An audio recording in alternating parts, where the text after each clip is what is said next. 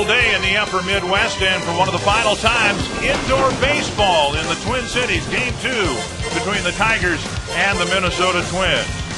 And in the American League Central, the Twins picked up a win last night and a game on the first place Detroit Tigers. It's a 3-game lead for Detroit as we begin play today. And welcome indoors, Dick Bramer along with Rod Allen. The Detroit Tigers have had at least a share of first place in the American League Central since May 10th.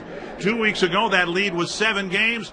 Now it's down to 3, and the Tigers need a big game today from Justin Verlander. That they definitely do. And if you're Jim Leyland, there's not another pitcher you'd love to run out there other than Verlander. He has simply been dominant this year. He has 239 strikeouts, which leaves the American League. Verlander will feature tons of fastballs in the mid to upper 90s, along with a great changeup and an outstanding breaking ball. But this is one of the biggest games he's pitched in his career. Well, the Twins have been chasing the Tigers all year long. Prior to the trading deadline, they got a guy who's been pretty tough on Detroit this year. And I'm sure they went out and acquired Carl Pavano for that very reason, because he'd already won 3 games for the Cleveland Indians against the Tigers. And he comes back and beats the Tigers in his one outing with the Twins, but he has really kept them off balance. The one thing about Pavano, he's only walked 1 Tigers batter in 30-plus innings. They need to be a little bit more aggressive here today. It is the closest race in baseball, and it looks like it's going to be decided the way it should be decided, with head-to-head competition. Game 2 of this weekend series coming up next.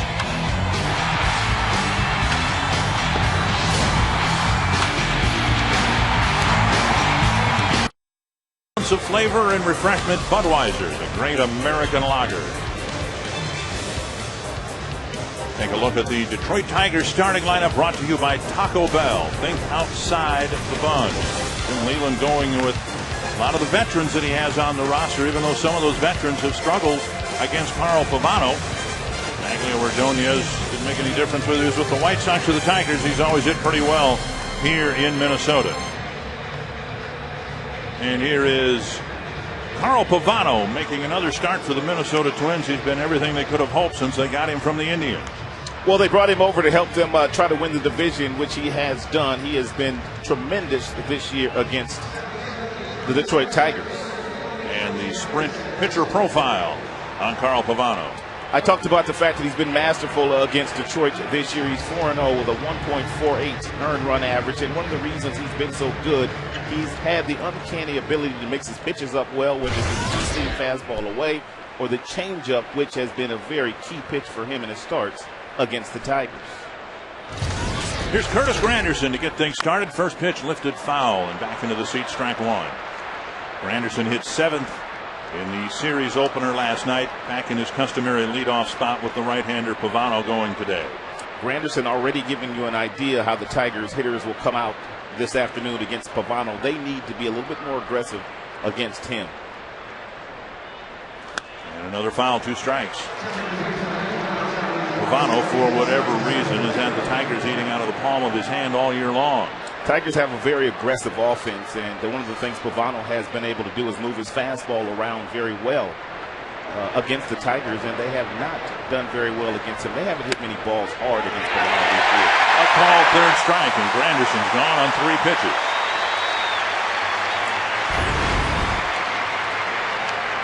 A well-located cut fastball here. Actually, swing back fastball that catches the inside corner, and a nice job there by the phenom, Mauer, holding that ball there long enough to give Tony Randazzo a really good look at it.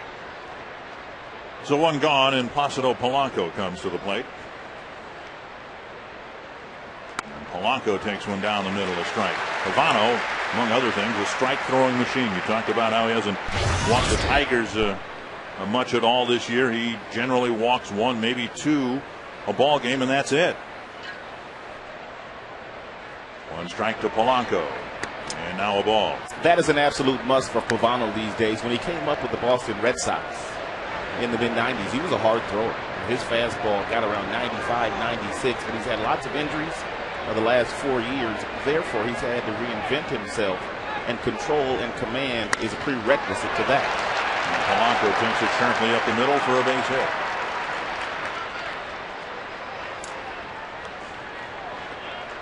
And Pavano acquired by the Twins in part because he's pitched awfully well against the team the Twins have been trying to chase. When he was with the Cleveland Indians this year, he was 3-0 against Detroit, and then when Minnesota made a deal for him, he beat the Tigers in the one start he had there. But you see the control, just one base on balls this year against Tigers hitters. Twins general manager Bill Smith sitting next to the former general manager Terry Ryan. Carlos Guillen in the lineup. He's hitless in 9 at-bats against Pavano. Swing and a miss. Now teams have been running almost at will against Pavano, even though Joe Mauer, a Gold Glove winner behind the plate last year, has been his catcher. Ron Gardenhire talked about that before the game. He talked about the fact that Mauer has an outstanding arm, but there's been a few pitchers, and Pavano is one of those, that has not given him enough time to throw. And Polanco is not a base stealer by trade, but with those numbers you mentioned, the fact that there's been so many successful against Pavano, there will be a few Tigers that take off that don't usually run. Polanco 7 of 9 in stolen bases, and the Tigers have had a tough time generating offense, and there he goes. And the pitch lifted, foul, and out of play, 2 strikes. Jim Leland has been begging for some offense, either in the power department, trying to create a little something here early in the ball game this afternoon. And Polanco gets a really good jump here, but with 1 strike and knowing you're going to get that fastball from Pavano, nothing Guillen could do but swing. So now 2 strikes to the hitter.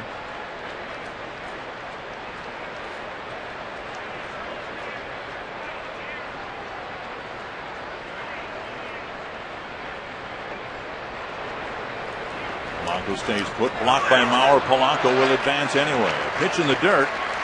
Mauer had it kick away from him up the first baseline, and Polanco advances to second base. Polanco is a manager's dream. As soon as this ball goes down in the dirt, he is off and running towards second base. He knows it's going to be tough for Mauer to pick it and then throw him out. There are so many things that Polanco does on a day-to-day basis that does not show up in the box scores. He is one of the best second basemen in the American League. A wild pitch advancing Polanco to scoring position for Guillen, who now has a 1-2 count.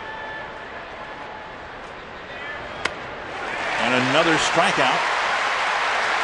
Guillen looking back to see whether that pitch was in the strike zone or not. A swing and a miss, and a big second out for Pavano. Well, we talked about the fact that changeup would be a key pitch for Pavano. And there you get a look at an off-speed pitch that kept Carlos Guillen fooled and out in front of that. Here's Miguel Cabrera.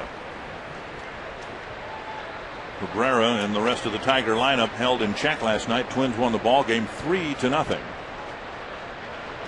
And Cabrera with a big swing and a miss of an off-speed pitch. First 4 hitters in the Tigers lineup last night did not get a hit. He started the first 3 guys off with fastballs, then he comes back with a changeup to Cabrera. And one of the reasons for that is Cabrera, notorious for swinging at the first pitch. Trying to get the first lead of the ball game here with Polanco at second and 2 away. 2 strikes. Wow, Pavano with 12 pitches, 10 of them for strikes. It's just the way that he has pitched against the Tigers all year. Cabrera doing his part to try to keep the Tigers in first place. And again, this has not been a mirage. They've been the best team in the division. Say what you want about the division, but the Tigers have been at the top of it since May 10th. First place.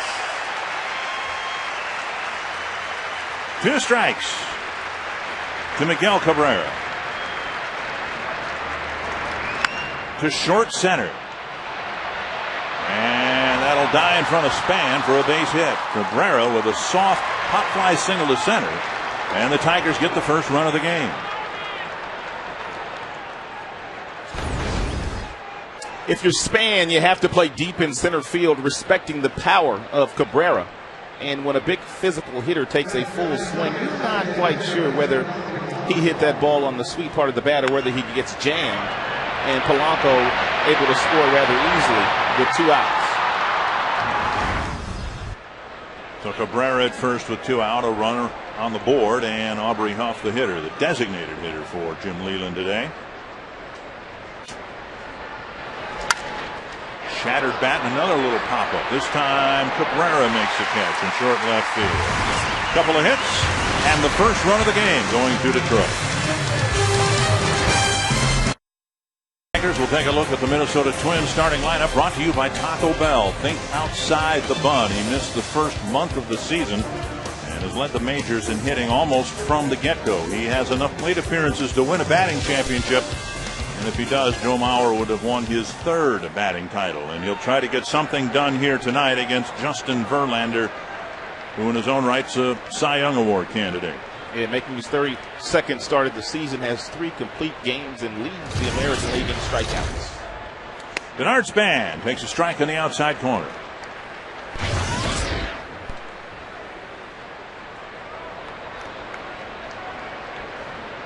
Span's had his batting average over 300 most of the season, and he lines it foul over the Twins' dugout, 2 strikes.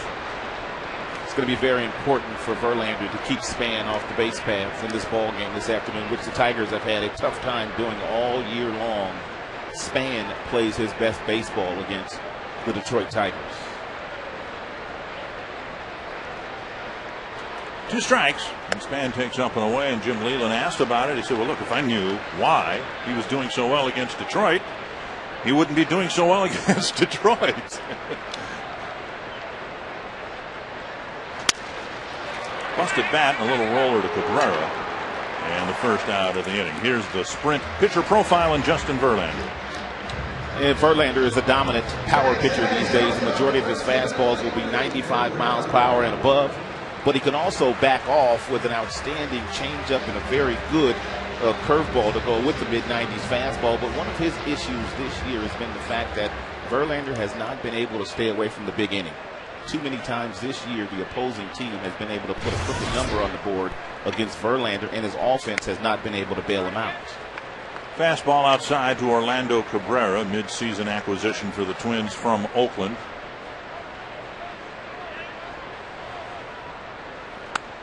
And a fastball over for a strike, 1-1. Cabrera, if nothing else, has stabilized the infield a little bit. The Twins have had kind of a chaotic situation in the middle of the infield with a handful of players playing short, a handful of those same players playing at second, and Cabrera, since coming to the Twins, has missed a couple of games, but other than that, he's been their shortstop ever since the trade. On the outside corner, 2-2. Well, Nick Punto, who was starting this ball game at second base, was playing a lot of shortstop early in the season, but he was struggling offensively, and Cabrera was expendable. They got him from the Oakland Athletics, and he's a good big league player on both sides of the ball. Verlander, as you look at the radar readings, you'll see him in the mid-90s. Every once in a while, he'll top out around 98, 99 miles per hour. If Verlander throws 115 pitches in this game, about 65 to 75 of the fastballs will be above 95 miles an hour. Full count to Cabrera with Mauer on deck.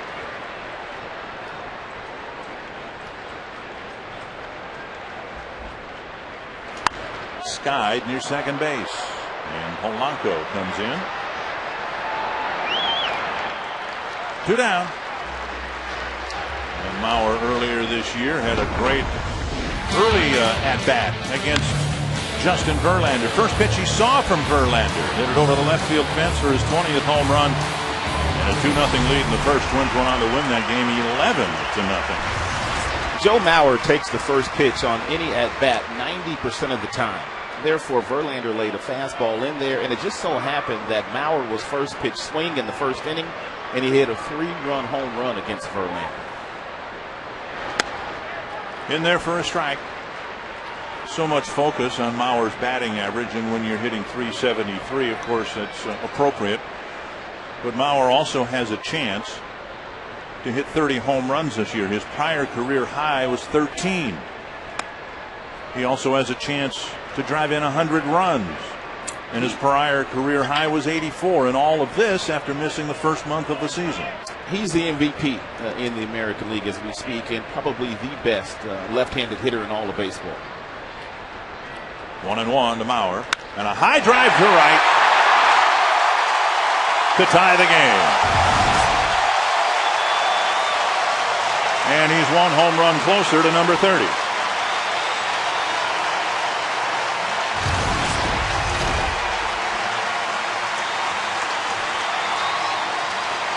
Is there anything that this guy can't do?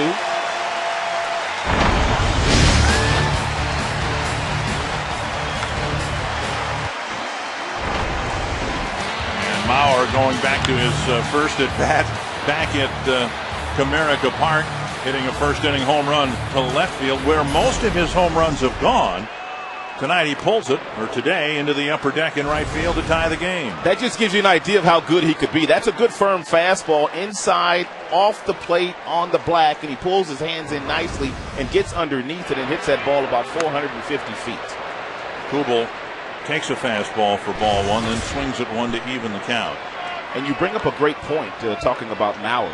Of the 30 home runs he's hit, the good majority of those have gone the opposite way. So he has power in that direction, but if he ever learns how to pull the ball the way that he did right there against Verlander, then his numbers will be off the charts. Earl Batty with the club record for home runs as a catcher. Mauer has a handful of home runs as the designated hitter. That ball landed 3 feet in front of the plate. 2-2. Minnesota fans were waiting for Mauer's power, and the assumption was that if he ever did hit for power, it would be because he pulled the ball more. He's hit for more power, but he hasn't pulled the ball any more than he did when he won his first 2 batting titles as a singles hitter. Well, he's continued to drive the ball to left field. He's just hitting it farther this year. I think the Minnesota Twins as an organization handled Mauer perfectly when he was coming up through the minors. They didn't force power on him. They let it develop naturally. Kubel with a liner to Cabrera to end the inning. Mauer goes deep, and we're tied at 1 after 1. Pavano, the Twins answer with a Joe Mauer home run onto the second inning, and Maglio Ordonez to lead it off against Carl Pavano.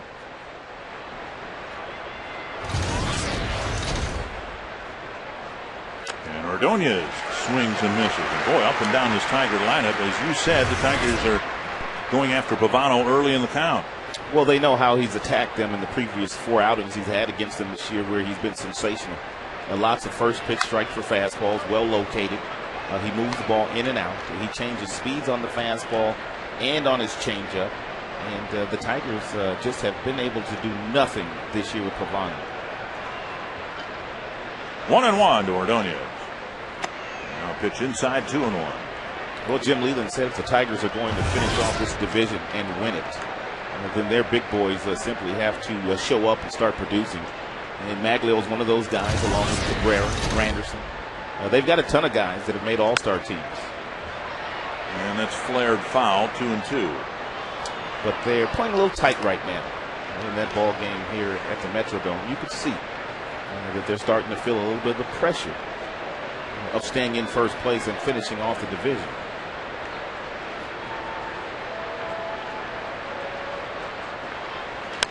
Tapper to third. Brian Busher's there today for the Twins. Over to Pavano, 1-1.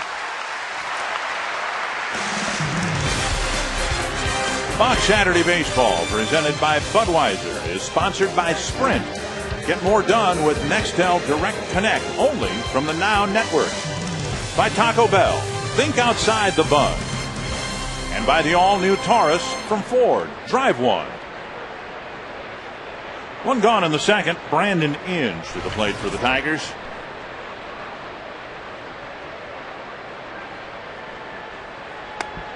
Not much of an exaggeration, Rod, I don't think, to say that Brandon Inge essentially is playing on one leg. He's got a really bad left knee, and the right one maybe is starting to follow suit a little bit. And now he gets hit in the hand. Well, Inge will go to first. Last night, Polanco got plunked.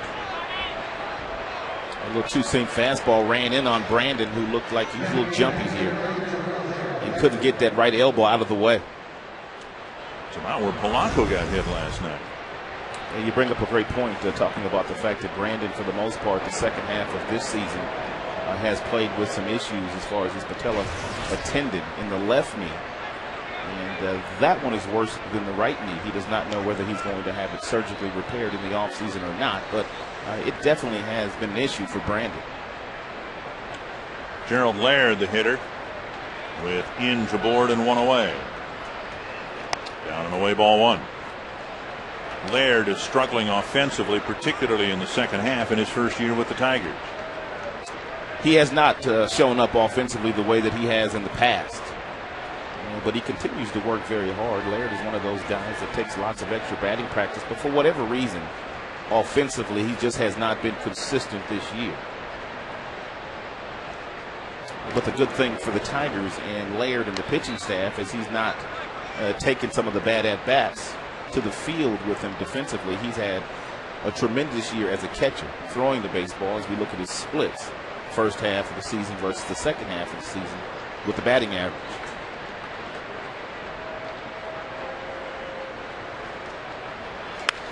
And a little flare into right center field, a base hit, and Inge will hold up at second.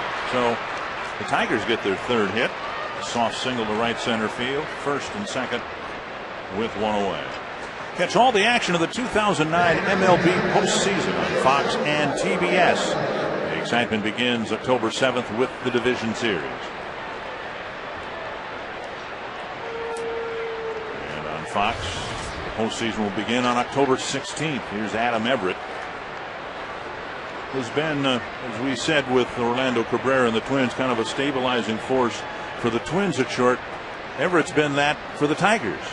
Well, the Tigers for a couple of years had Edgar Renteria, who they had acquired from the Atlanta Braves, and gave up an outstanding pitcher in Jair Jurgens to get Renteria, but Renteria never really played well at shortstop, so they went out to try to stabilize that position in the offseason, and Adam Everett was the guy that they brought in to stabilize the shortstop position, and he has done that. He's been very steady for the Tigers this year at that position. 1-0 to Everett. And a foul back, 1-1. And oddly, the Twins were looking for Everett to do that very thing for them last year, but he had a bum shoulder and couldn't play much. Everett said he got caught off guard with the Minnesota Twins team last spring training, how hard Minnesota works as far as all the ground balls they take in spring training, all the throwing that the infielders do in spring training, and then he kind of got injured with the hamstring and the shoulder, and he never got on track. He said the infielders of the Minnesota Twins take more ground balls than any infield he's ever seen before. Hope to the right side, picked up by Punto. Off balance throw to Cuddyer. He gets the second out at first, and both runners move up. It really doesn't matter where you put Nick Punto. He's got tremendous range, and a lot of balls that second baseman or shortstop or third baseman, wherever he's playing, they just don't get to. But he's got tremendous versatility and range in the infield. Here's Granderson, called out on strikes, retired on 3 pitches to start the ball game. Big spot here. Pavano with a couple of men in scoring position and 2 away. To center, and Span hustling back, makes the catch to end the second inning. The Tigers threaten. Again, they come up empty and trying to get a big hit against Carl Pavano. Presented by Budweiser. Reach for the perfect combination of flavor and refreshment. Budweiser, the great American lager. Tied at 1 in Minnesota with Michael Cuddyer leading off the second for the Twins. He'll be followed by Delman Young and Jose Morales. Cuddyer has filled in at first base in the absence of Justin Morneau and filled in admirably in the middle of the lineup in terms of providing some pop in the middle of that lineup. It's no coincidence a guy like Cuddyer has stepped up in the last week and really in the month of September. Since Morneau has been ailing, Morneau tried to play through that ailing back, but finally got to a point where he just had to shut it down. And in a season where every team in the division has been puzzled as to how this season has gotten to where it's gotten, one of the great puzzles is this week started with Justin Morneau's news that he was going to be done for the year, and the Twins followed up with maybe their best week of baseball. Here's a drive to center. Granderson chasing it, and near the track he hauls it in about where Span caught the third out of the top of the inning. So Cuddyer retired. Cuddyer has really stepped up at a time when the Twins have needed him to do that, and consequently the Twins have that 5-game winning streak. .450 in the last 5 games with 3 home runs. He hit one here last night against Rick Porcello for 2 runs, and that's really all the runs that Minnesota needed. Delman Young on the first pitch. Skips one into center field for a 1-out single.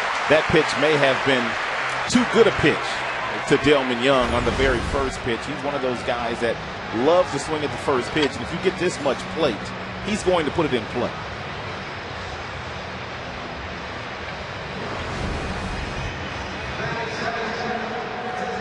Man aboard, 1 out, and Jose Morales, the designated hitter. Morales, a 3rd catcher for the Twins in September, is one of those guys that's simply hard to get out if you're a pitcher, and for that reason he's taken over the DH spot here midway through this 5-game winning streak and is in there again today. Down and in, that ball rolls away from Laird, but Young unable to advance. Well, if you're going to play some meaningful games in the month of September, as both of these clubs are doing here tonight, you've got to get some nice contributions from some players that you weren't counted on. And Morales is one of those guys. And there we have it. I talked about the fact that Laird, even though this year has struggled offensively, catching-wise, there's been few better in the American League. Well, the first, Young getting back. Morales' increased playing time comes not coincidentally with Morneau's departure from the lineup. Jason Kubel, who had been the designated hitter for the Twins, now has become an outfielder with Kadire coming to the infield. That opens up the DH spot, and right now Jose Morales is the hottest hitter on the bench. Well, most managers this part of the season going to go with the hot hand, the guys that are getting it done. Verlander has a very quick move, which is one of the reasons why Young does not have a big lead at first base. 2-0 now to Morales. As a matter of fact, for a guy that throws fastballs anywhere from 95 to 100 miles an hour, I can't think of another big, strong right-hander that has the foot quickness that Verlander has when picking the first. And now 3-0. This is the first time today that Verlander's been pitching from the stretch. Twins got their run in the first on a home run from Mauer, so now Verlander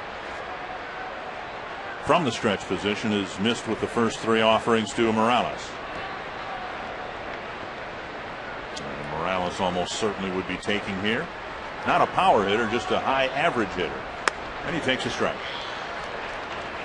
If you're Ron Gardenhire and you wanted to do something, you could do something in this situation. 3 balls and 1 strike. And the fact that Morales has made a lot of contact since coming to the big leagues, and you've got a little bit of speed at first base with Young. So if nothing else, it helps you stay out of the double play if he hits it on the ground. Young stays put, and it's ball 4. First and second, 1 away. Time now for a direct TV game break. Thank you to the West Coast. Eugenio Velez hitting a fly ball off John Garland to left in the general direction of Manny Ramirez, but off his glove for a 2-base error. And the Giants later getting, or the Giants had a 1-0 lead. Belliard with a grand slam, and now the Dodgers have a 5-1 lead. Here's Brian Busher. As you look at the National League divisional race, the Dodgers with a 5-game lead over the Rockies. Busher taking strike 1. Looks like the Dodgers are going to be able to hold off the Rockies for the division. That Colorado Rockies team, after they fired their manager Clint Hurdle and Jim Tracy, is going to get some serious recognition for NL Manager of the Year. That's how good he's been. So I'm going to miss 2 strikes to Busher. See the outfield playing Busher to hit it the other way. As much respect for Verlander's fastball as anything else. Hard for anybody to pull a 95-mile-per-hour fastball. All 3 playing real shallow as well. Ordonez, Granderson. And Busher's gone in 3 pitches. And also Guillen in left playing very shallow. Verlander has the ability to do this. And he can reach back and he can throw you a fastball right down the middle and throw it by some guys. That fastball was at 97. There's a handful of guys in the big leagues today that can throw their fastball right down the middle in fastball counts and throw it by most big league hitters. Verlander would be one of those guys. Here's Punto, 2 on and 2 out. takes up high, ball one. These are the types of guys that give power pitchers problems, guys that aren't really trying to find the gaps. They're just simply trying to put the ball in play and allow the pitcher to supply most of the power. Punto would fall into that category. Very short, quick, compact swing. And he's kind of turned it up a notch here lately. He's playing offensively much better than he was earlier in the year. And he's done that by cutting down on his strikeouts, becoming more of a contact hitter. And as you said, he started the year as the Twins shortstop. And the way things have evolved, he's now their second baseman. Alexi Casilla has been a huge disappointment for the Twins this year. He was one of the catalysts on last year's near playoff team for Minnesota. Missing inside, 2-1 to Punto. The majority of the pitches that Verlander has thrown here today have been fastballs. And Verlander has a very good changeup. He also has nice depth with his curveball. In his last 6-7 starts, he's been tinkering with the slider. We'll point a few of those out for you this afternoon. Skied foul and into the seats, 2-2. Just what American League hitters wanted to Another hear. pitch. Verlander's got himself a slider now. He'll throw about 2 or 3 good sliders a game. He won't get beat with that pitch. It's still a developing pitch for him, but he has added it. Season high 13 strikeouts against the Twins earlier this year. So far, just 1 strikeout. Getting Busher in a key spot now, hoping to get Punto to get out of the inning.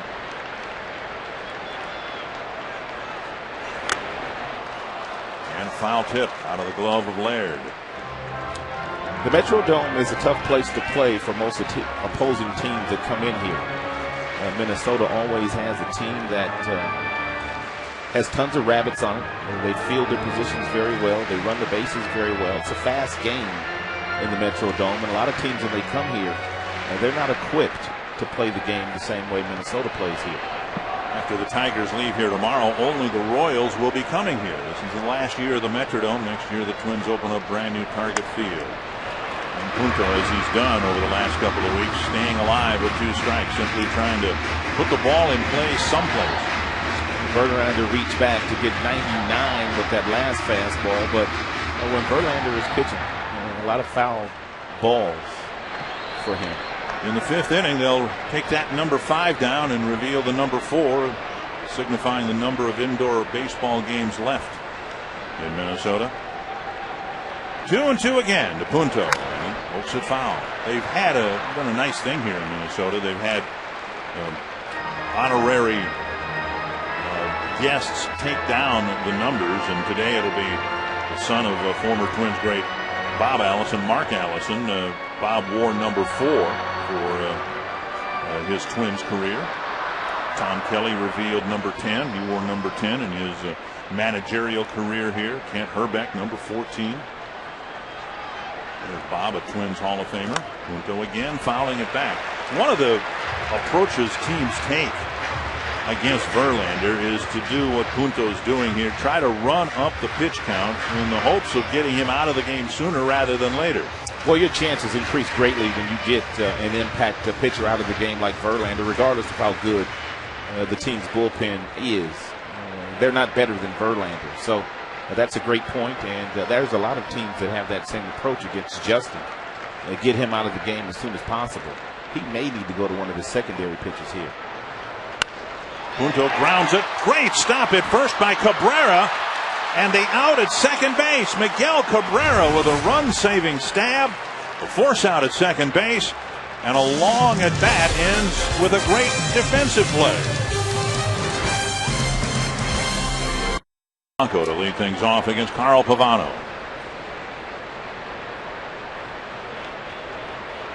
Each team put together a second inning threat. Cabrera with a fine defensive play. Couple of steps and a dive and a nice firm throw to the shortstop Everett to get the force out there, and he's gotten a lot better at first base. He came to the Tigers as a third baseman, but they made him into a first baseman last year. He continues to get better at that position. A similar play in last night's game. He got the out at first base, 1-1. Blanco singled sharply to center field, ended up scoring on a looping base hit by Cabrera.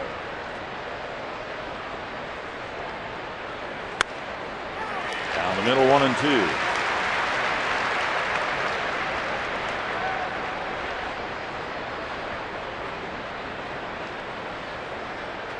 Guillen on deck. Cabrera to follow.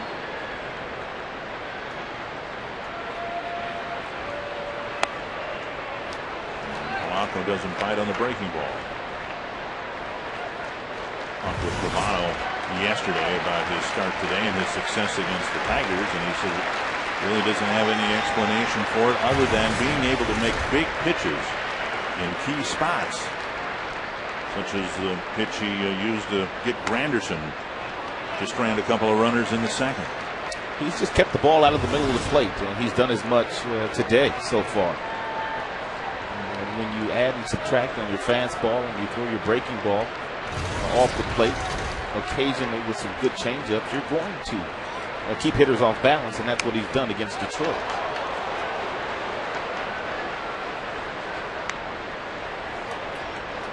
Still 3-2. Well, one thing is for certain with this Minnesota Twins team, since Gardenhire has been their manager, they are always in the hunt in the month of September. He is a nice leader. And a base hit to right field now for Polanco, leading off the third inning.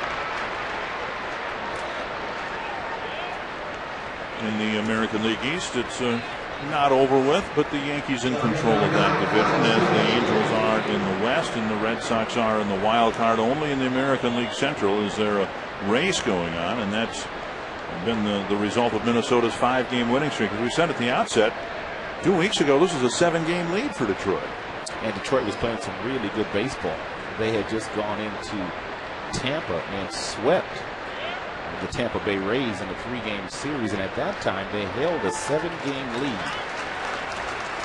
But then the team went to Kansas City and got swept by Kansas City. Kansas City has beaten the Tigers 5 out of their last 6 games, all in the span of 10 days.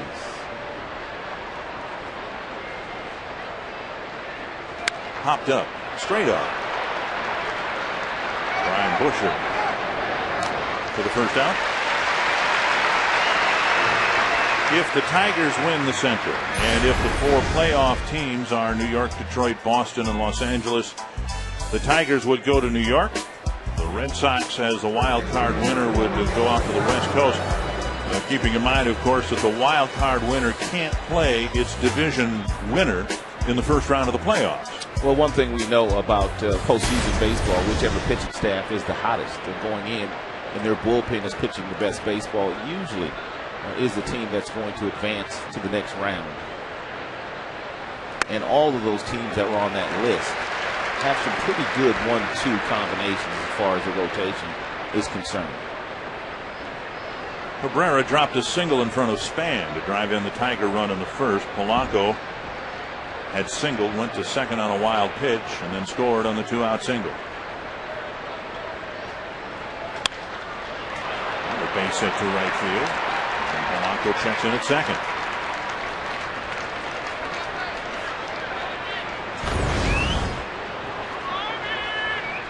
It's a fastball up that Cabrera a little bit tardy on, but when you take the proper angle and you're leading with the bat knob, which allows the barrel of the bat to stay over the heart of the plate a long time, just by creating that bat angle, you can hit some balls the other way. Here's Huff, who broke his bat to end the game, hitting a soft line drive to Joe Nathan last night. Then in his first swing today, broke his bat and hit a little pop-up caught by Cabrera in short left field. This is why they acquired Huff and got him from the Baltimore Orioles, for this very reason, to go up against right-handed pitching and provide some left-handed pop. And you see how they shade him in the infield. It's always to the pull field because that's where he hits the majority of his balls when he does hit it on the ground. Down the middle of strike, 1-1. In the outfield, they play him straight up. But one of the things going into this game today is the fact that Carlos Guillen, in the 4 starts Pavano has had against Detroit, only played in 2 of those games, and Aubrey Huff has not played in any of those games. So they got a couple of big left-handed bats that they're hoping can help them figure out and solve Pavano this afternoon. Bouncer toward the hole and through. Young charges. But around third, Polanco is going to score, and the Tigers retake the lead at 2-1. Impressive hitting by the veterans, with a couple of the hits In fact, all three of them going to the opposite field. Now let's take a look at how Pavano attacked Pavano. First pitch breaking ball, which is down. And now if you're Pavano and you also Huff, you start to know exactly how the defenders are defending you. Huff saw that Orlando Cabrera, the shortstop, was shading him up the middle, so he found that seam on the left side of the infield and connected. And as I said before, that's why they acquired Aubrey Huff. 6 singles for the Tigers, 3 of them here in the third inning. It's 2-1 Detroit, and here's Ordonez. Down and away, ball 1. Ordonez with a bouncer to third his first time up.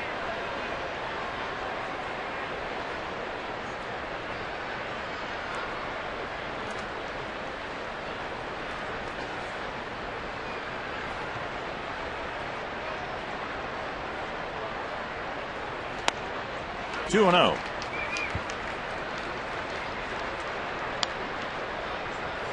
Pavano, when he was acquired by the Twins, drove around the lake from Cleveland to Detroit, put on a Twins uniform, started and beat the Tigers, and now hoping to do it again here this afternoon.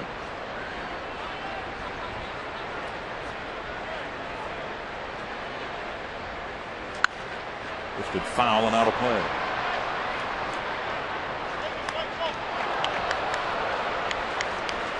Ordonez with just 1 run batted in September, even though he's been picking up hits in bunches. And he's in a big RBI spot here with 2 men aboard and 1 out. If you're Aubrey Huff running from first base because Kadyr's giving you a lot of room, you have to get a good secondary lead in case Maglio hits the ball on the ground. He has grounded into 17 double plays this year.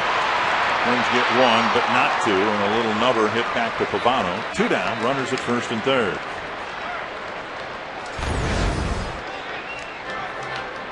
And ball not hit hard enough for Cabrera to turn over, and Cabrera was also bracing himself for contact.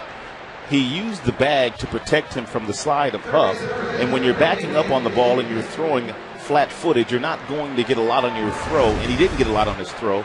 And that allowed Maglio to beat that ball out safely down the first baseline. Brandon Inge was hit by a pitch his first time up.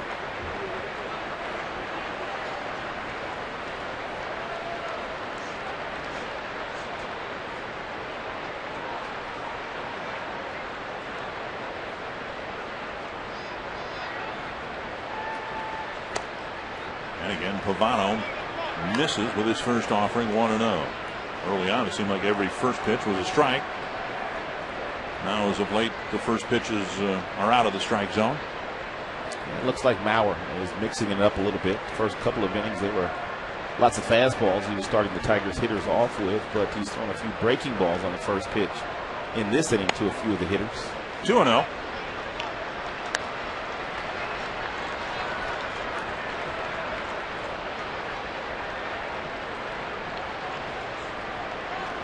Pavano's been in some trouble in all 3 innings, giving up a run in the first, getting out of a jam in the second, and so far a run here in the third.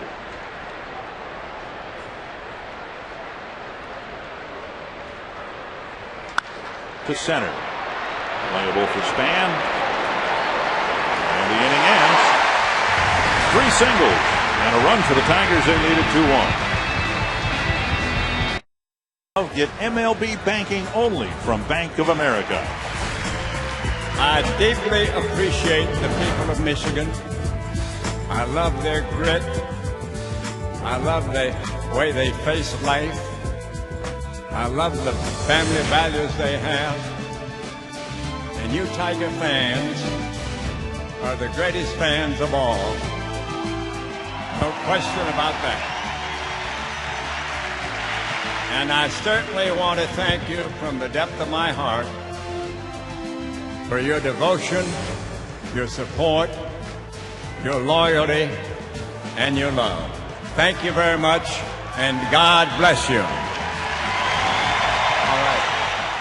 That was Wednesday night at Comerica Park within the game, which gives you some measure as to how beloved Ernie Harwell is. Bernard Span slashes one to the gap in left center field for a base hit. How beloved Ernie Harwell is, not just in Michigan, but I think all over the country. Not a dry eye at Comerica Park. that evening. Ernie, 42 years as an announcer, a Ford C. Frick Award winner in 1981, first active broadcaster inducted into Baseball Hall of Fame. And as good of an announcer as he is a better human being. Diagnosed with an inoperable tumor. And one of the best things about this job, I think you would agree, is you get to every once in a while meet someone with the grace and charm of Ernie Harwell. And under the assumption that Ernie is back in Michigan watching, best wishes from your thousands and thousands of fans in Minnesota. Ernie came to the ballpark that evening. He met with the players, Jim Leland and their staff. He also talked to Mike Ilitch, the owner. And then he also went into the umpires room, which is something I heard Ernie always did. He liked to go in and chop it up with the umpires every now and then. He came upstairs, met with the media, and then he addressed the fans on the field in the third inning. So just a really special evening at Comerica Park that night. Span takes off. Pitch called a strike, and Laird throws out another runner. Gerald Laird would win a Gold Glove this year and should win a Gold Glove this year, but he's not going to get it. Mauer's going to be the one, but this is what he has done all year long. Look at the transfer. The ball never stops. He gets on that front side, which allows the arm to get up, and most of his throws have been right on the bag. Also, a very good job here. Look at Laird's grip here on the ball. I mean, he has a grip of where he –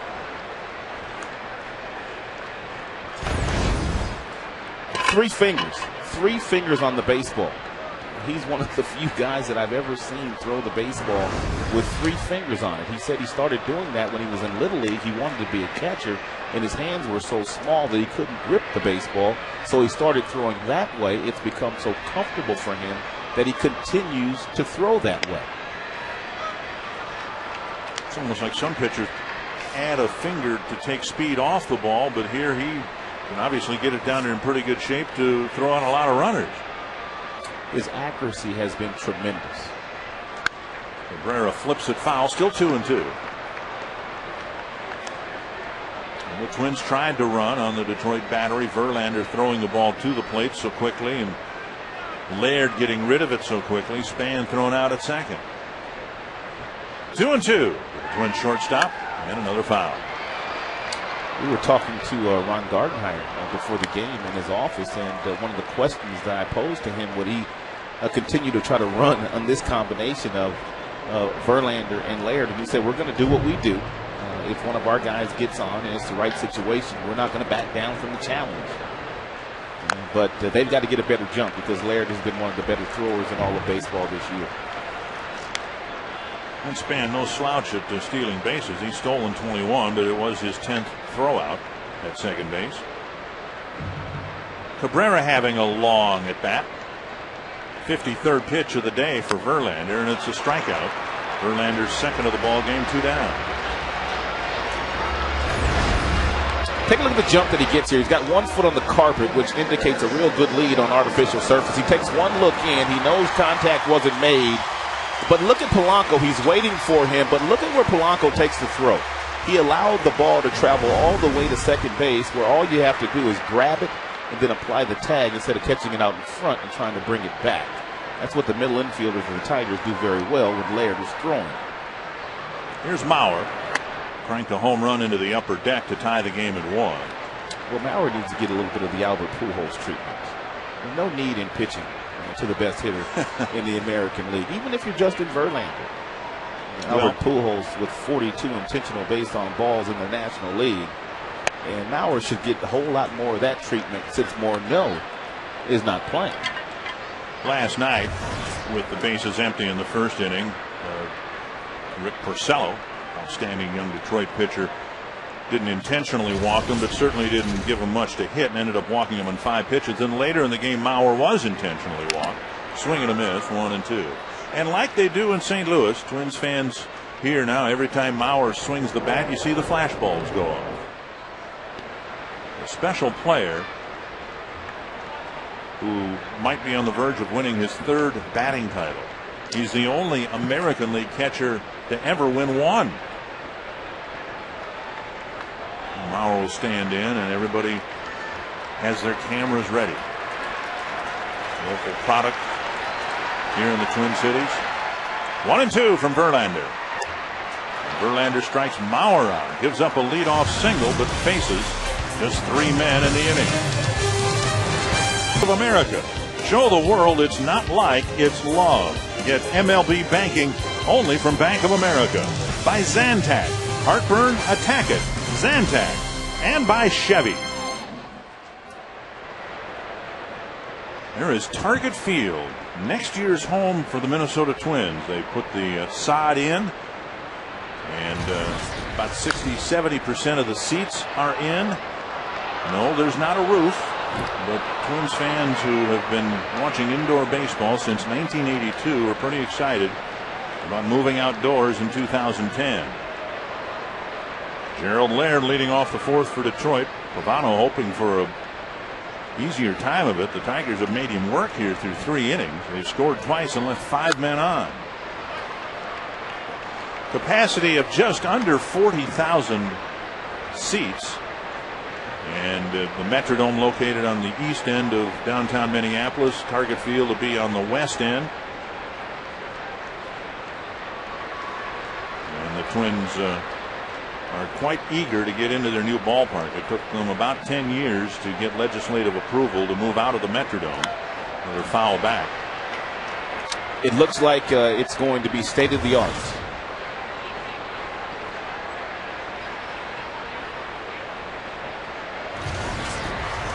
Pavano will try again. 2 strikes to Laird. Adam Everett to follow, and then Curtis Granderson. Poke to short right.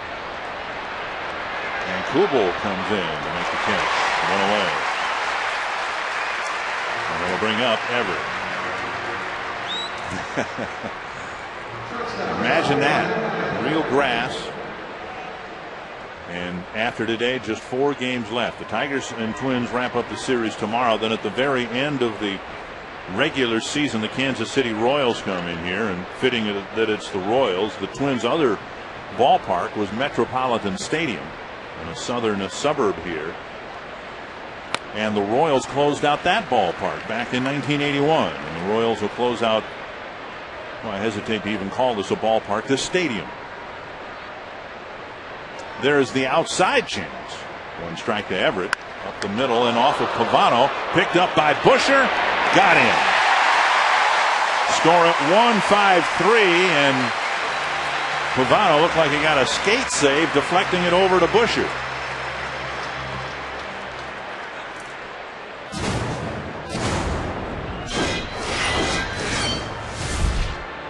Sometimes it's better to be lucky than good, and that's exactly the case here.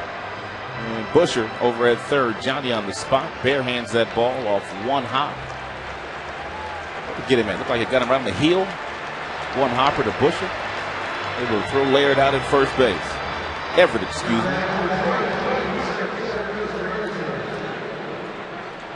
Yeah, right off the heel of his right spike. Nice ricochet. 2 down, and that'll bring up Granderson. Granderson has been first pitch swinging on both of his at-bats today against Pavano, and that's the reason why Pavano has been threading that needle with strike 1.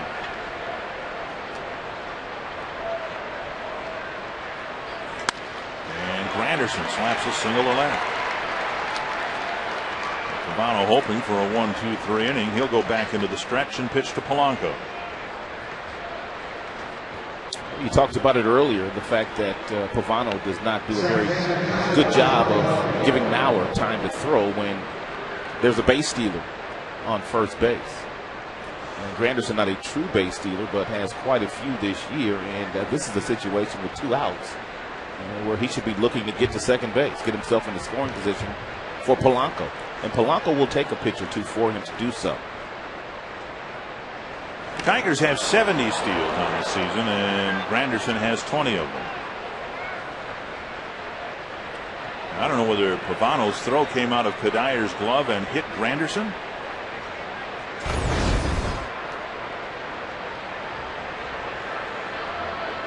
That's exactly what happened. Granderson got hit in the helmet or high up on the shoulder blade.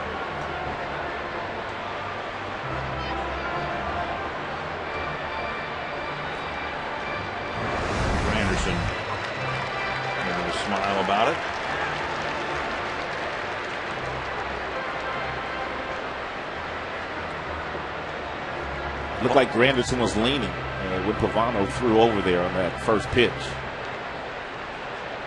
Polanco with a pair of singles and runs scored already against Pavano. Granderson does not go on the first pitch, and Polanco takes a strike.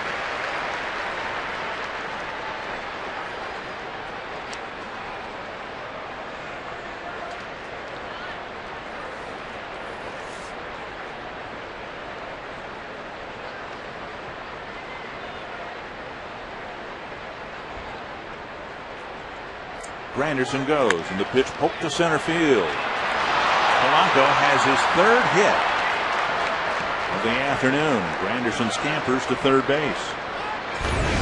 2 hits to center, 1 to right, and Polanco and the Tigers threatening here with 2 out. That was a really good pitch right there that Polanco was able to get off of the dirt and single sharply into center field. Look at the location of this pitch. It's down.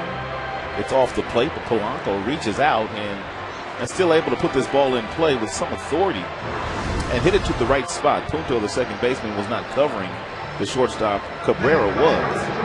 Had Punto been covering, Punto would have made that play. There's a reason Polanco, with 555 at-bats, has only struck out 38 times. Swings like that, the ability to make some kind of contact. He is the toughest player to strike out in the American League, and really has been that since putting on the Tigers uniform. Here's Guillen. Tigers, as we said, have already left 5 men on through 3 innings. Swing and a foul back on a pitch left up by Pavano. And Joe Mauer went out in front of home plate before that first pitch to Guillen and went through a number of signs for his infielders to tell them if Polanco takes off from second base, from first base, what he's going to do with the baseball. Whether he throws through to second, whether he comes up and fakes the second and goes to third, or whether he just holds the baseball. But you have to predetermine what you're going to do as a catcher here when you have a first and third situation. And Pavano drops a curve on the outside corner. Being one of those guys that's really been stymied by Pavano. He's 0 for 2 today and 0 for 11 so far against the Twins right-hander.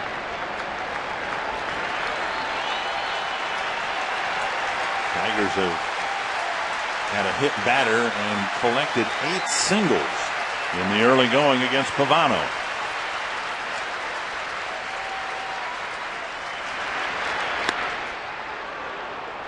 Fastball inside, 1-2.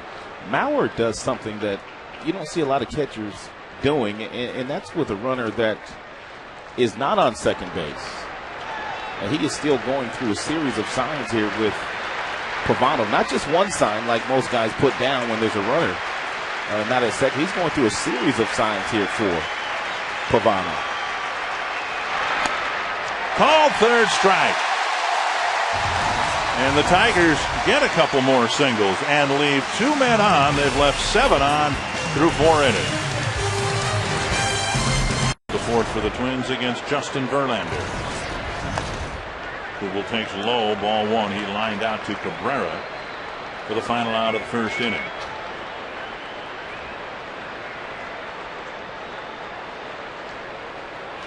Popped up back into the seats for a good part of this season. This ball hit some of the structure above. It used to be here that balls were in play after hitting a speaker or a light or a cable, and they changed that rule about 3-4 years ago, so that any ball in foul territory that hits anything above the playing field is now a dead ball. So even though Laird caught that, it's just a strike. I don't think the Twins will miss not having speakers over the playing field at Target Field. 1-2 to Kubel. No, I don't think so. For a good part of the season, the Twins had 3 left-handed hitters in a row in the middle of their lineup. Mauer, Morneau, and Kubel. And now, of course, Morneau's season is done. And Kubel with a tapper to second. First out of the inning. Twins chasing the Tigers, but right now the Tigers are in the driver's seat, and if they were to win the division, they would open up against the Yankees, and the Red Sox would be taking on the Angels. And the Tigers, like everybody else, have had a tough time against the Yankees. Yankees have a tremendous team. They have Sabathia, that's won 17 games. Andy Pettit pitching some of his best baseball. Of course, you've got Rivera at the back end of the ball game. Fire in the first pitch flies it to right center field, and it's caught by Ordonez in the gap, 2 down. And the news for the American League Central doesn't get any better if the Twins were to overtake the Tigers, because the Twins were 0 for 7 against the Yankees this year. I thought Jim Leland had a great quote back in 2006 when the Tigers were the wild card winner and they went into New York to start the division series. Leland said it was the varsity against the junior varsity. And it's pretty much that way with everybody that goes into New York these days. That's just how well they've played under their skipper, Joe Girardi. 1-0 to Delman Young, and a swing and a miss, 1-1. But it helps when you've got those types of pieces. Mark Teixeira, you've got Jeter having one of his best years. A-Rod has not had a great year, but he is still a force in the middle of that batting order. Swisher in the outfield has been tremendous for them. But as I said earlier, it boils down to pitching. And the Tigers, if they get in there, they always have a Verlander, they have a Jackson, they have a Porcello. Jared Washburn, who they acquired from the Seattle Mariners, has a bum knee, and he's not quite 100%. He's missed a start. He's supposed to start tomorrow, but he's not. If they get him back healthy, who knows what will happen?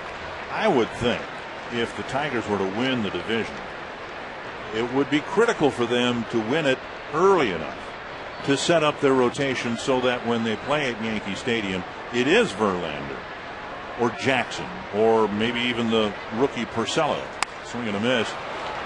The Tigers, like a lot of teams in the Central, are having a tough time filling out the back end of their rotation. It's 2-1 Detroit as we go to the 5th. To face Miguel Cabrera as we begin the 5th inning. Detroit leading 2-1. They've cracked out 8 singles against Carl Pavano. And Cabrera has 2 of them. Drove in a run with a bloop single in the first. 1-1.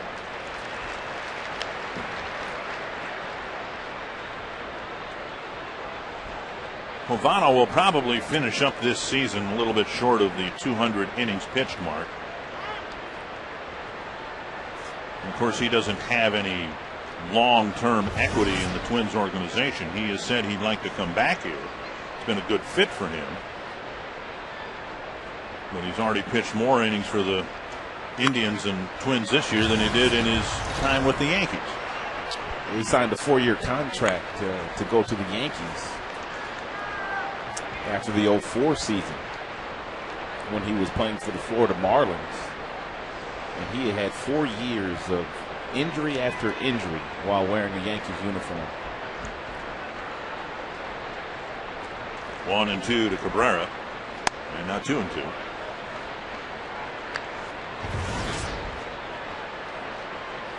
Twins have needed someone like Pavano because they lost 3 members of their projected starting rotation to the disabled list. And now Cabrera.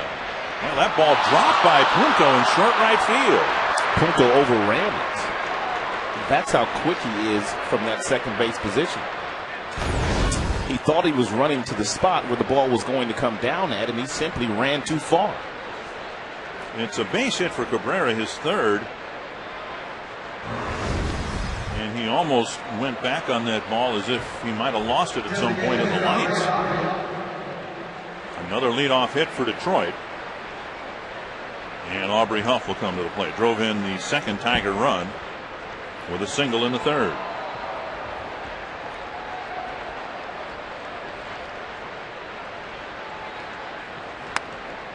And missing inside, ball 1. It's the first time Aubrey Huff has had an opportunity to play for a pennant contender down the stretch. Spent a number of years in Tampa when they were losing a lot. Had a short stint in Houston and was playing in Baltimore before the Tigers acquired him. And he said he is enjoying every moment of it. And inside again, 2-0, and Mauer will go to the mound. It's one thing you can't take for granted as a player. When you will get to the postseason, how many meaningful games you're playing in September. You have to really just embrace the moment, and that's what Gardenhire are preaching to their clubs.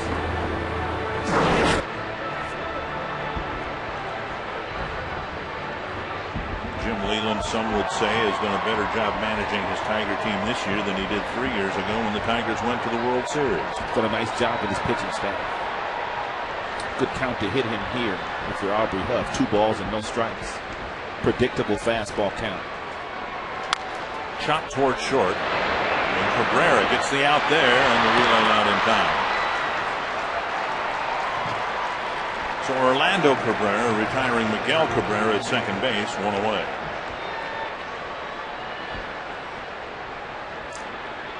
And that'll bring up Maglio Ordonez. Ordonez earlier this year, he got his first real haircut in 5 years. And today, before the game, somebody handed him one of the Maglio wigs they had a couple of years ago.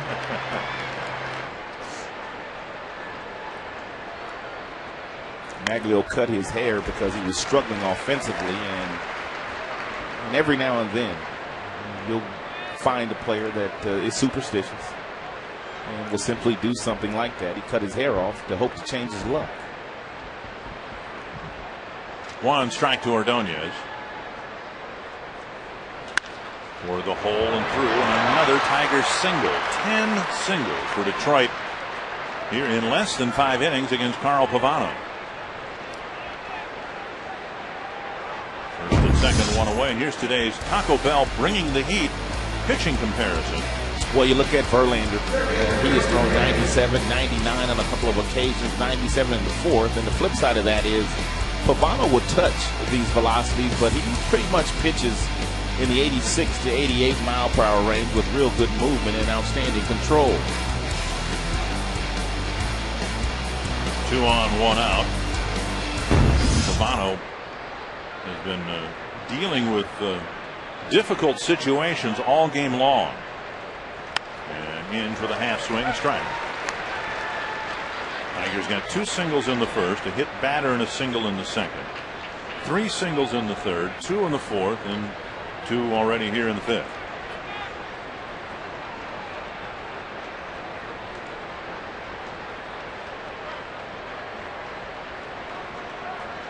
Another half swing. This time he checked. 1-1.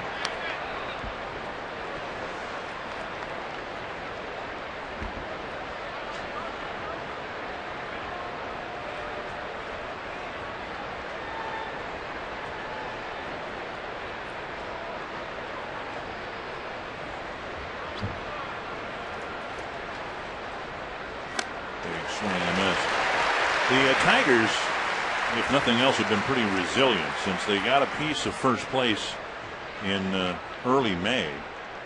There was 1 point later that month where the Twins had swept a series here, got into a tie, and then a week later the Twins were 5.5 games back. And then in August the White Sox got into a tie with the Tigers, and then you picked up the newspaper a few days later, the Tigers had beaten the White Sox 3 straight and pushed them back again. On the right field line. And a fair ball. Nice job by Kubel trapping that first hop. That is a dangerous play on this artificial turf, and Kubel smothered it to keep Huff from scoring.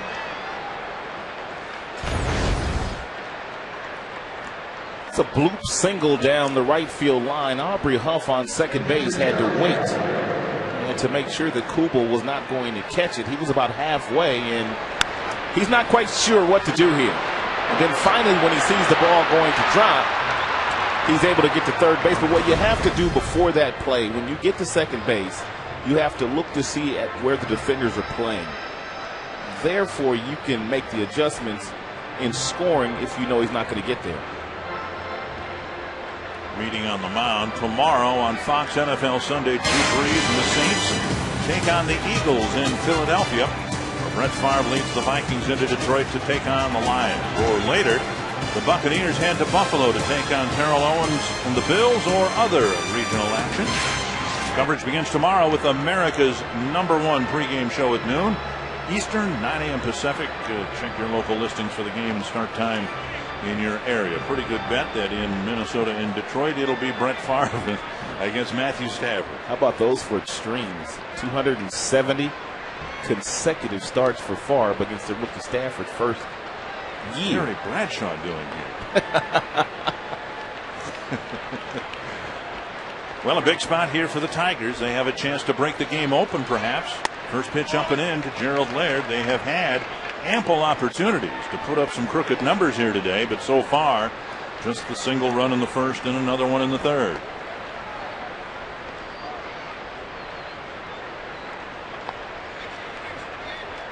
Laird with a single and a fly ball to right. Bouncer to short. And a tailor-made double play ball.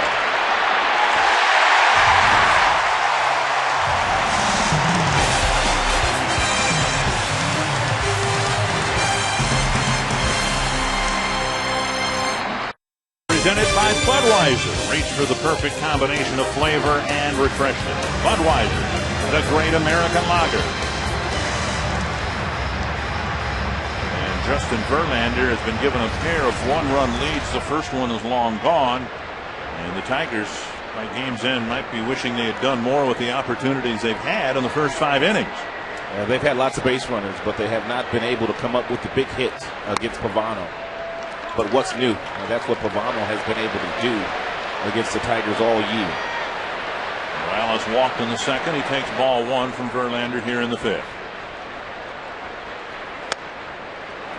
1-1.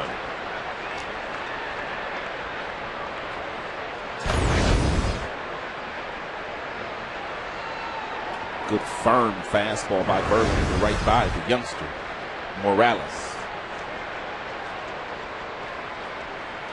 Foul back. 1-2.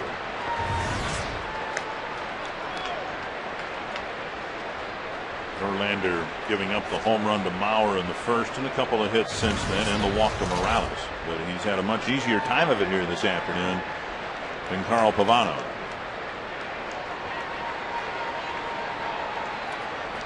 One and two to the Twins DH. And a foul back.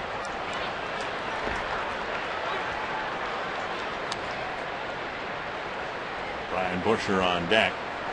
Twins 3 years ago were chasing the Tigers in the division standings and didn't catch them until their season was over with. Down low, 2-2. One of the more memorable scenes here at the Metrodome was after game 162. Crowd of about 40,000 staying to watch the television feed of the Tigers season ending in a loss to Kansas City at Comerica Park. Looped to left, and Guillen coming in, and he plays it on a hop. And Morales is aboard with a leadoff single. Now for a DirecTV game break, and again we take you out to the West Coast. A couple of home runs for the Dodgers. Matt Kemp off Brad Penny. And the next batter, James Loney, driving it to right field. His first at home this season off Penny. 7-1 Dodgers over the Giants. Brad Penny asked for his release from the Boston Red Sox and was given his release and signed with the Giants and has been very good for the Giants, but not good today against his former team, the Dodgers. Penny with the preference to go back to the National League, and there was some interest here in Minnesota for Penny as the Twins were trying to fill in some holes in their rotation. Of course, they filled one of those with Pavano. One strike to Busher.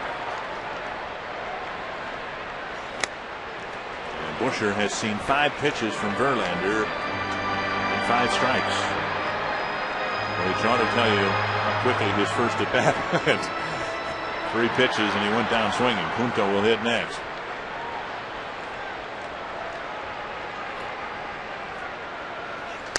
And Busher gone again. 3 pitches, 2 down. Verlander has thrown a lot of fastballs in this game. Has not gone to his changeup that often. He has not thrown his curveball. And very few sliders. But why change if you're having success? But sooner or later, he will need those secondary pitches. And you hope he still has a feel for those pitches, even though he hadn't thrown many in this game. Here is Punto at a long at bat that ended in a fine play by Cabrera. Tigers have lost 8 of their last 11 games. They really need Verlander to pitch a good ball game here today, and so far he's done just that. Punto takes ball 1. Particularly, Rod, given what the Tigers are sending to the mound tomorrow. Now, all reports are that Nate Robertson is healthy. He had some inflammation in his hip area, and they are hopeful that he'll be able to do well. But Robertson is only put into the rotation because Jared Washburn is out with his knee issue. Every time Verlander's turn comes up in the rotation, it's going to be critical for the Tigers to get a good start from it. Also, the Minnesota Twins are under 500 against left-handed pitching, so anytime you get a chance to run some left-handed pitching at them with the left-handed dominant lineup of a Mauer and a Kubel, and you've got Punto, you've got Span, you have to do so, and I'm sure that's exactly why Jim is giving that start to Robertson tomorrow. Twins approaching this series knowing that they, at the very least, had to win the series 2-1. And ideally, for them, they would get a sweep.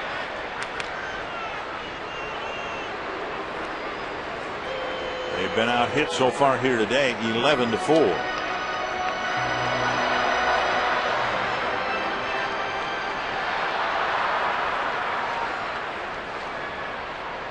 Morales not much of a threat to steal, but Verlander paying some attention to it anyway. That's in the dirt. Nice block again by Laird. You know, it's unfortunate. You were talking about Laird, what a great defensive catcher and what a great defensive season he's had. The tough thing is, and whether it should be this way or not, it can be debated that when you're hitting 220, your chances of winning a Gold Glove aren't very good. No, they're not.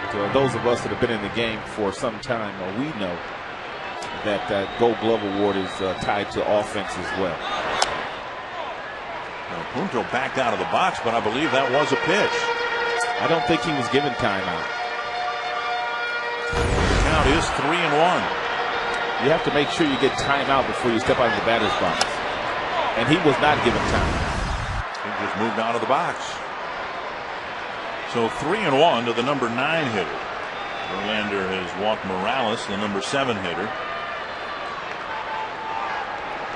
And Punto pops it back and out of play. Looked like Punto may have swung at ball 4 right there. But when you have a guy on the mound that's throwing as hard as Verlander is throwing, and you know you're going to get that fastball, you tend to swing at it because you have to get started a lot earlier than you would against guys that do not have the overpowering fastball. That was ball 4.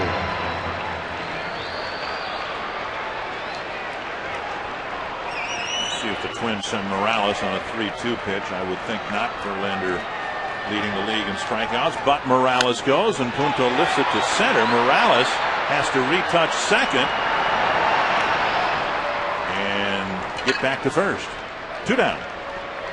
Now let's take a look at Verlander and how overpowered he has been this afternoon against Minnesota Twins hitters, but he needed to be overpowering today. His team needs to win. He's got that fastball in the mid-90s. He can throw right by you. He can also back off and throw you a changeup and a curveball, but give you the same arm speed, which makes it very deceptive and very tough for the hitter to pick up. Verlander looking at Polanco. I'm wondering if they're going to appeal at second base. That Morales retouched second. Apparently not. Here's Span. Dropped a single to left field his first time up. Span is one of those guys that gets his feet. I'm talking about that front foot set real early, which makes it a little bit easier for him to put balls in play against a hard thrower like Verlander. A fly to right center field, and Anderson makes the catch. Span gone on the pitch, and the Twins are stymied again on the 5th. Is sponsored by DirecTV. Follow your favorite team no matter where you live with NFL Sunday Ticket on DirecTV.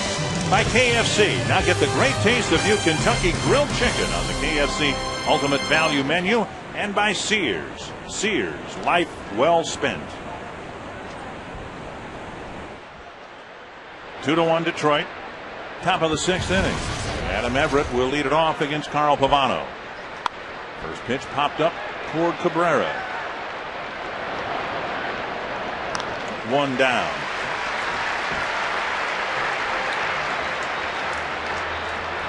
Take a look at the in-game box score. Detroit Tigers introducing the all-new 306 horsepower rear-wheel drive Hyundai Genesis Coupe. A lot of hits. Polanco and Cabrera each with 3 singles, but all the hits have been singles. 11 of them. The Tigers have not been able to come up with a big hit this afternoon against Pavano. Anderson singled his last time up. He takes strike 1.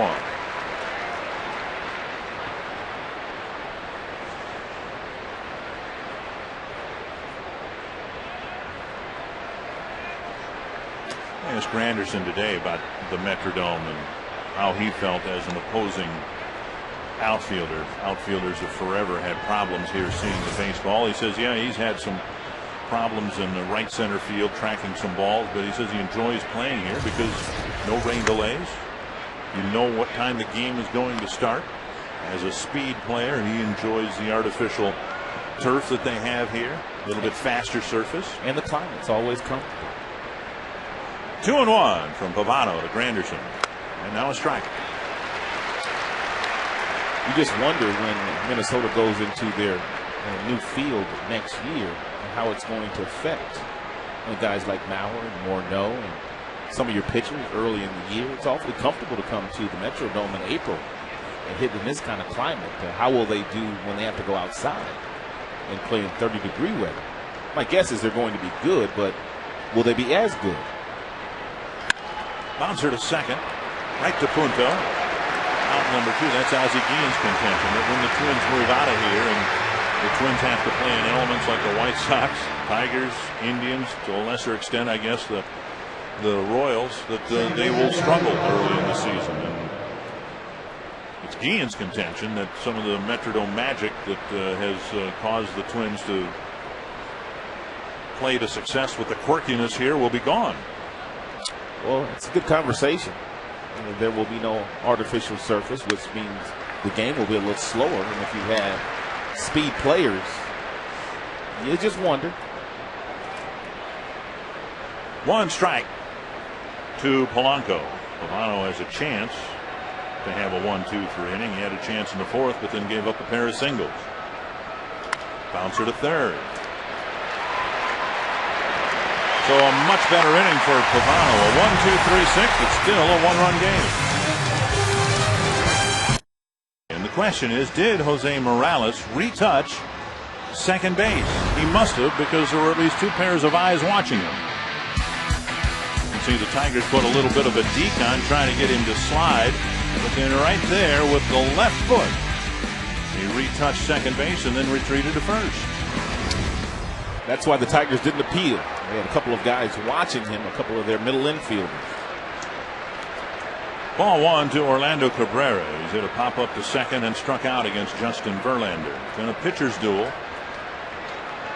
And Verlander's been a pretty tough guy to deal with for the Twins. And he misses inside 2-0. Twins run, scoring on a Mauer first-inning home run. Cabrera, Mauer, and Kubel. There's a strike on the inside corner, 2-1. Cabrera, Mauer, and Kubel lined up to face Verlander here in the 6th.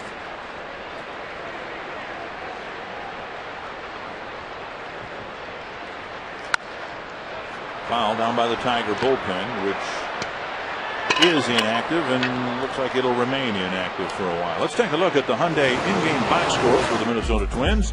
Introducing the all-new 306 horsepower rear-wheel drive Hyundai Genesis Coupe.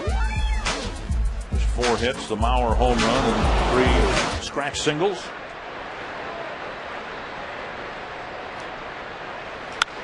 And now Cabrera hits it by Miguel Cabrera for another leadoff single.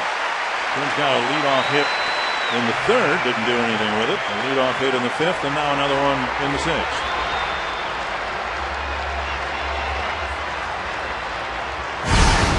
This is what Mauer did back in the 1st. Verlander tried to go inside with a good fastball, and Mauer was waiting for it. Pulls his hands in nicely, cleared his hips, and generated a whole lot of bat speed.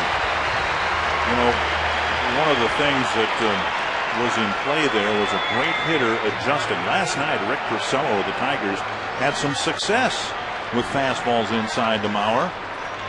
So Verlander tried it in his first at bat, and Mauer made the adjustment and tied the game. That's why Mauer is who he is. He knew exactly what Verlander would try to do because Porcello was successful last night, and he was sitting on that pitch, and he was able to get to it. But usually, Mauer's hitting the ball the other way. And Verlander pitches him up and away, ball one. A large majority of his hits this year, really in his career, have been to left field and center field, very few to the pull field.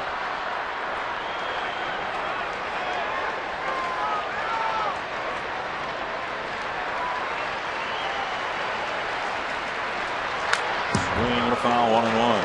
Very seldom do you see Mauer out in front. You can see the Tiger outfield, Granderson in center shading over to left center field. Take a look at the powerful swing here. Very seldom is he out in front. He stays back on that backside a long time. Good hip rotation. There are few that have the hand-eye coordination that Mauer has in the major leagues these days. 1-1 to the Twins catcher. Now high, 2-1. When the Tigers have had success against Mauer, and they have not had a lot of it, it's after a good fastball like Verlander just threw him. Then you come back with something slow, the curveball or the changeup, and you get him to roll over towards second base. Really, that's the only way you have success against Mauer.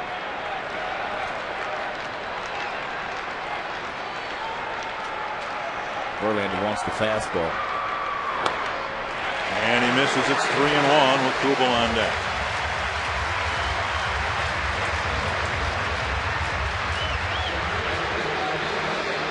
The Tigers have had a share of the lead going back to May. Both Verlander and Rick Porcello each went 5-0 in the month of May. The pitching, for the most part, has allowed Detroit to be in the position it's in right now.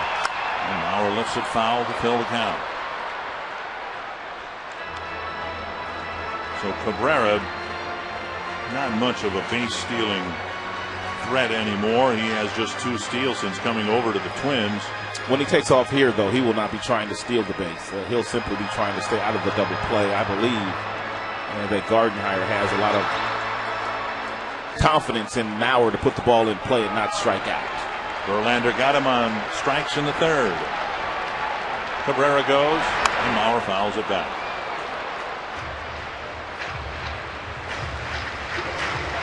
It's really the only close race in baseball, and it's been made close with the Twins' 5-game winning streak, including a win in the series opener last night. And the Tigers have struggled.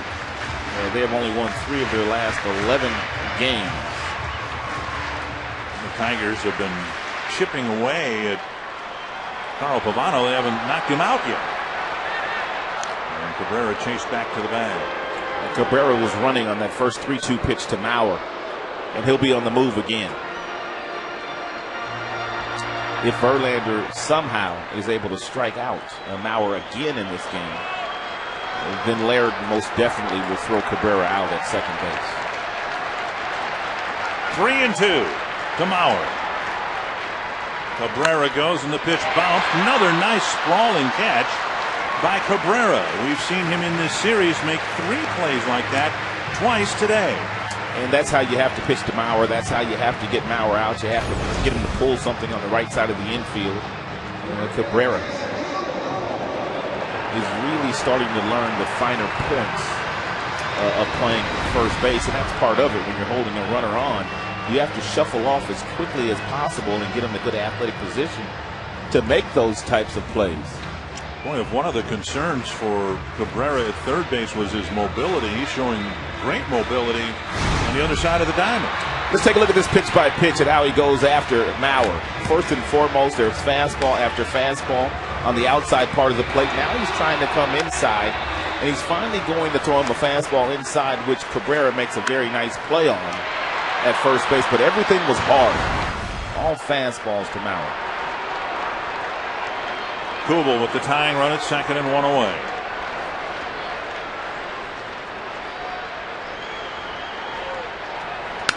Right up the middle. Fielded behind the bag by Everett. 2 down, and the runner moves up another base. Kubel hit it right off the end of the bat. That's a good pitch. by Verlander. No doubt Kubel up there sitting on a fastball, and Verlander throwing the first pitch changeup with some nice fading action as he got into the hitting zone, and he hit it right off the end of the bat. That's what they talk about when they say keeping hitters off balance. Well, the Twins had the leadoff single by Cabrera, and now 2 outs later, he's moved 2 bases toward home plate. Here's Cuddyer. He's hit a couple of outfield flies, 1 to center, 1 to right. It was Cuddier's 2-run home run that got the Twins going in last night's ball game. Verlander needs to pitch cautiously here to Cuddyer. And we put his numbers up earlier in the last 5 games. He's been sizzling. No disrespect to Delman Young in the on-deck circle, but if you're going to pick your poison here, it will be Young that you'd rather go after instead of Cuddyer. Cuddyer 0 for 2 today against Verlander and 5 for 29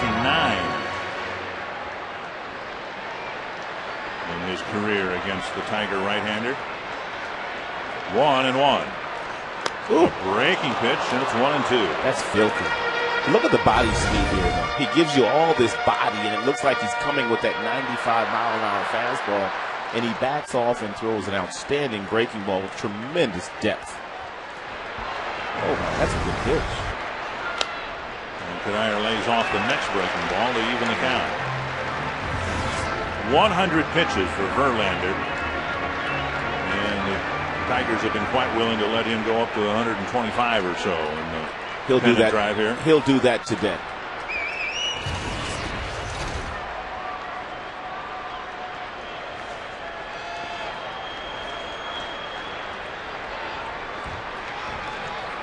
Two and 2.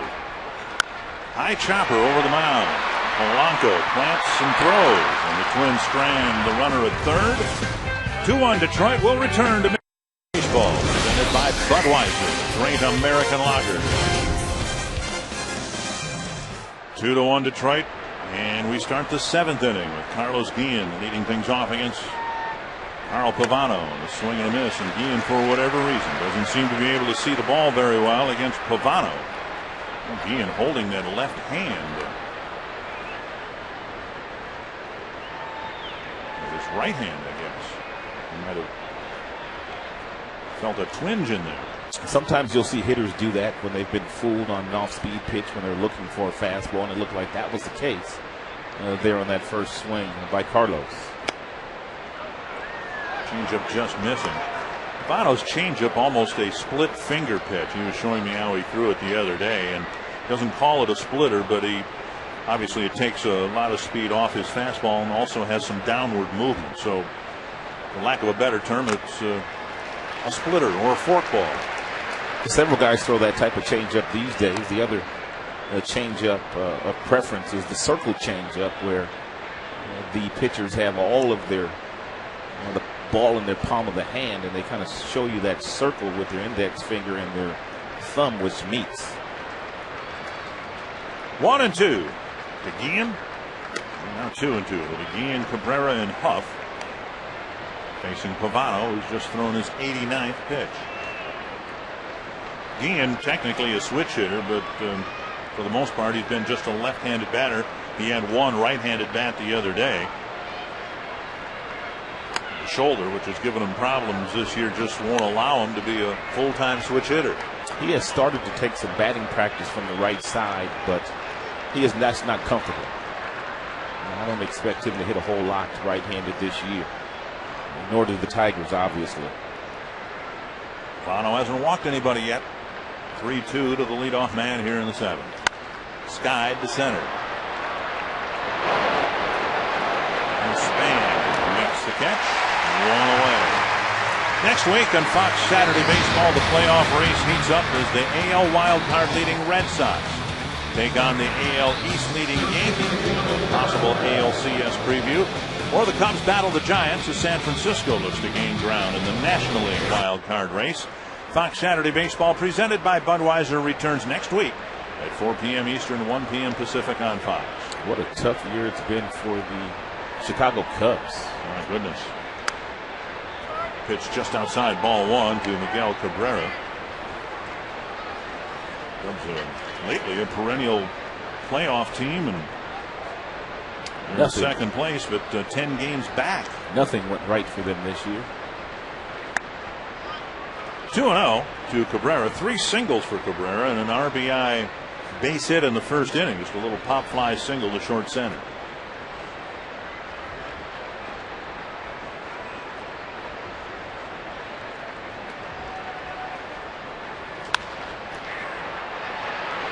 Delman Young charging in, doing a belly flop and making the catch. 2 down. He got a pretty good jump on this ball, and as I said earlier in this game, when you have a guy in the batter's box that has power, like Cabrera, they take a full swing. You have to wait momentarily to find out exactly what the baseball is doing. And he got a pretty good jump on that ball, and Pavano loves it. So 2 down, and here's Aubrey Huff. Swing and a miss, and now you look up, and here's Pavano retiring 6 batters in a row, like he's caught a second wind here. It's just a 2-1 ball game. Jesse Crain warming up in the Twins bullpen. 101 pitches now for Pavano.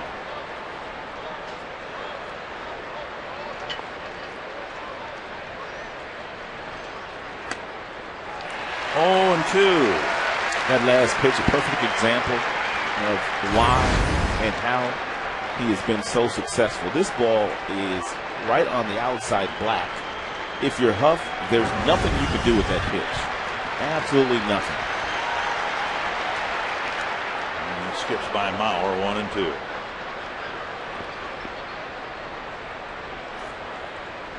Might have actually stung Mauer as it went to the backstop. No days off these days for Mauer. Usually a catcher. When you play a few days in a row down the stretch, you get a day off.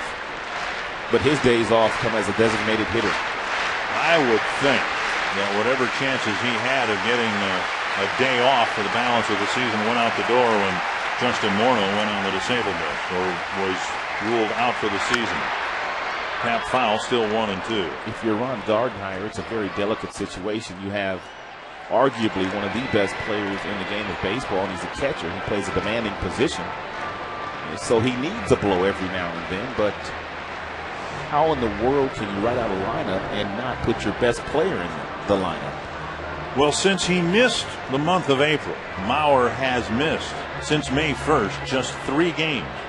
There have been some games where he has not played or started, but then been asked to come off the bench and pinch hit and maybe stay in the game and catch the balance of the game.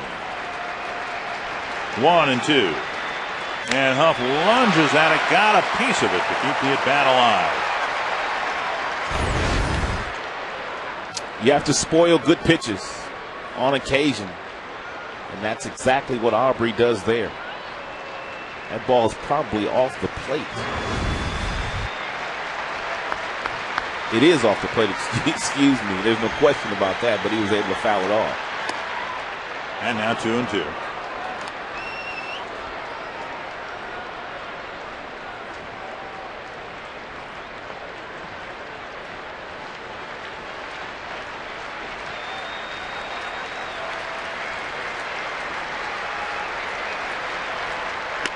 Got him looking. A slider or a cutter that clipped the corner, and Pavano has a 1-2-3 7th inning. Sponsored by One A Day Men's, the official multivitamin of MLB, specially formulated for men. By Pepsi. Pepsi is the official soft drink of Major League Baseball. And by Hyundai Assurance, a little certainty in uncertain times. A 1-run lead for Justin Verlander. Delman Young leading off the Twins' 7th. First pitch. Great stop behind the bag by Inge. And Young will get a single instead of a double. What a phenomenal play by Brandon Inge. Brandon has really good range at the third stop position. One step and a dive. He can't get up because of the speed of Young. So he throws off his right knee, and it's not a good throw over the first base, which allows Young to beat it out. It's a nice job by the first baseman, Cabrera, coming off the bag to make sure that ball did not roll down the right field line. Carlos Gomez will run for Delman Young because runs are at a premium. Extra bases are at a premium here, and that might be a game-saving play by Inge, holding Young to a single rather than a double. Don Kelly's in left field. You got a pretty good view of a great play by Brandon Inge. Here's Jose Morales. Well, does Gomez dare run, knowing how good Laird has been this year? Throwing guys out, trying to steal bases. Third inning in a row where the Twins have had a leadoff single, but so far they've not been able to get that second run. Morales has reached both times against Verlander.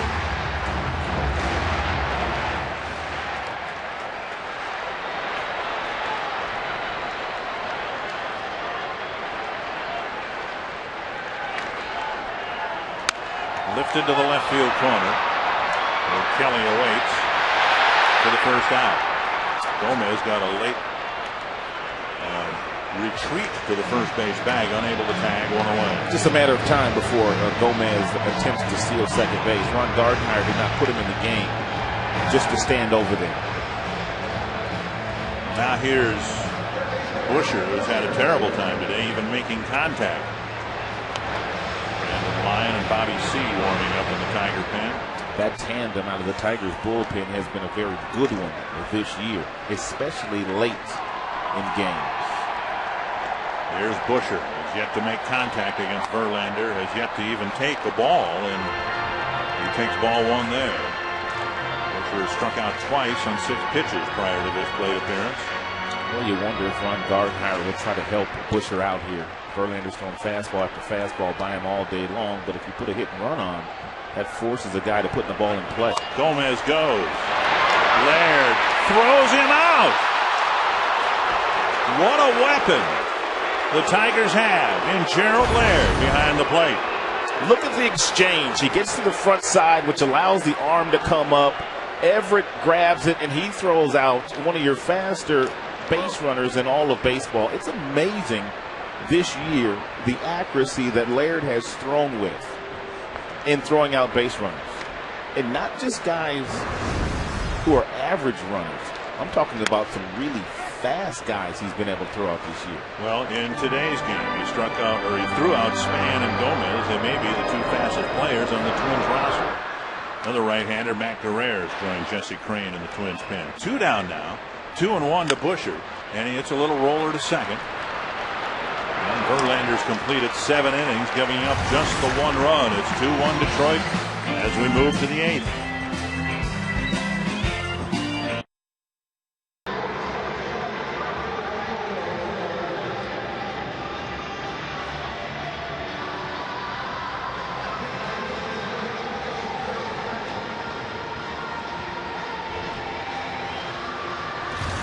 Take a look at the Zantac relief pitcher profile. Heartburn, attack it. Zantac. Jesse Crain coming into the ball game here in relief of Carl Pavano, and it's been a different Jesse Crain who is pitching for the Twins than the one they sent to Rochester earlier this year. Denard Span has moved into left field. Carlos Gomez staying in the game and taking over in center. 1-0 to Ordonez, and now down low 2-0. One thing Jesse Crain has always had, and the majority of the Minnesota Twins pitchers do as much. They throw lots of strikes with their fastball. Very seldom do they miss the strike zone with their fastballs. And foul back, 2-1. Crain's overall numbers aren't all that good, but they are much better than they were when the Twins sent him down to AAA. He's come back and given the Twins a power arm out of the bullpen. Well, obviously Ron Gardenhire has a lot of trust in him right now to put him in a 2-1 game in the 8th. Called strike, 2-2. Ordonez hitting at 289. Tigers would love it if he would somehow, some way rediscover the power in his game.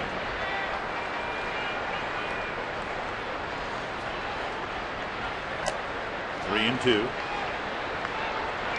Ordonez hit a big 3-run home run here against the Twins earlier this year, but by and large he's been a singles hitter this year.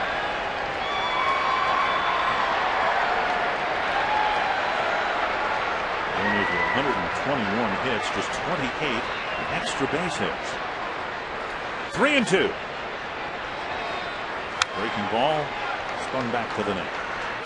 Maglio, there was a time at the beginning of August that he was trying to generate more power, and one of the things they did was they kind of opened his stance up a little bit, which allowed him to get his hips out of the way and get some good bat speed through the strike zone. He did that for about a week and started pulling off some baseballs, so he's gone back to his prior approach, which is hitting the ball up the middle and the other way. Nice pickup by Kadire. A hot ground ball turned into an out, 1 away. Right on cue. That's what Maglio does a lot of. 1 down in the 8th inning. Weekdays make lunchtime your new prime time as FoxSports.com brings you lunch with benefits. Log on to check out new episodes of original sports shows delivered to your desktop every Monday through Friday at 1 p.m. Eastern.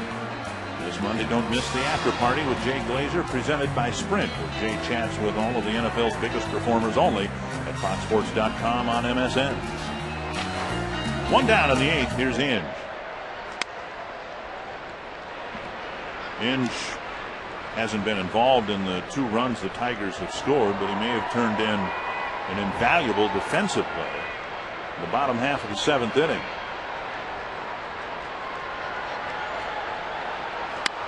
And Crane splits the plate in half, 1-1. Yeah, that play that he made kept Delman Young off of second base. It should have been a double, and then Gomez came in a pinch run, and Gerald Laird threw him out attempting to steal.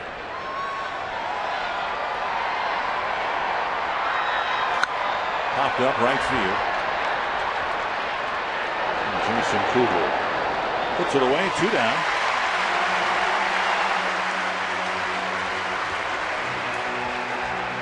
This game-changing play is brought to you by Holiday Inn. Signs of change are everywhere.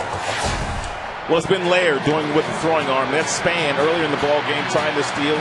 Very nice tag applied by Placido Polanco. And then last half inning, the speedster Gomez tries him, and it's Everett, the shortstop, that is able to make the play, and Laird is fired up. And now he's hitting. 1 for 3 on the day. And a check swing dribbler to center. Crane has a 1-2-3 top of the 8th. Bottom of the 8th coming up in a 1-run game.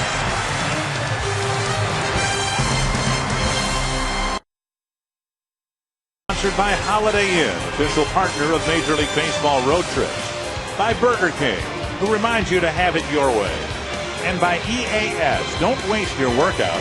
Finish it with EAS Mileplex. And on the subject of finishing, Luke Thomas in right field. And Justin Verlander still on the mound in the 8th inning, delivering strike 1 to Nick Punto. He has thrown now 110 pitches on the afternoon. Punto is 0 for 2. Jim Leland has his best defensive club in the ball game right now. With the adjustments he's made the last couple of innings, Kelly in left and Cleet Thomas in right. You have to respect pitchers like Verlander, who seem to have a finishing kick.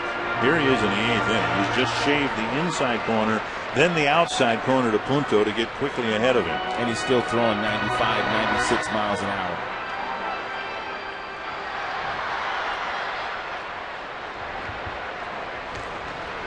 And he gets Punto on 3 pitches. And Verlander among a list of candidates for the American League Cy Young Award. Well, we've had a chance to watch him up close and personal today. He leads the American League in strikeouts. CC Sabathia has had a really good year, but a lot of people don't talk about him a whole lot. Hernandez out in Seattle very quietly has put together a spectacular year, but Zach Greinke is the best pitcher I've seen this year, even though he only has 14 wins. No one consistently has been better than Greinke. And now Span slashes one to left. He's got one, and he'll hold up after taking a huge turn, and now he dives back to first. The pursuit of that extra base, it's frustrated the Twins all game long, and Span nearly took a gamble here. Well, he made a wise decision not to go. Kelly gets over in a hurry and gets to this ball and gets it in. Span put a lot of pressure on Kelly, but then he was able to barely get back to first base.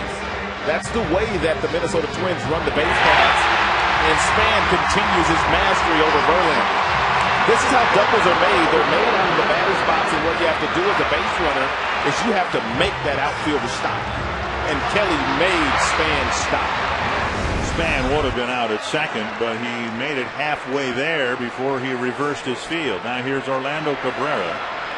Span was thrown out trying to steal second in the third. He might be sacrificing here. One out, excuse me. Sorry about that. 1-0 to Cabrera. Singled his last time up, got as far as third base. At this point in time, it would be risky for Span to try to steal second base. And Cabrera takes inside, 2-0. 114 pitches for Verlander, but as we said, the Tigers are quite willing to let him go that extra 20, 25 pitches. I talked with Rick Knapp yesterday, the Detroit pitching coach, about that. He says pitch count is important, but more important is how you got there. Strike 2 and 1. In other words, if you're over 100 pitches and you've had innings like Pavano did early on, where there are men on base and every pitch is so critical, well, then it's more of a factor. You see again warming up with Lyon down in the Tiger bullpen. Verlander has not had to pitch in a lot of stress today. And you saw he only has 6 strikeouts in the game. Sometimes Verlander has his best games when he's not racking up high strikeout totals. It takes a tremendous amount of toll on your arm when you're racking up as many strikeouts as Verlander can do on any given day. 2-1 to Orlando Cabrera. And a called strike 2 and 2. Cabrera backs out of the box.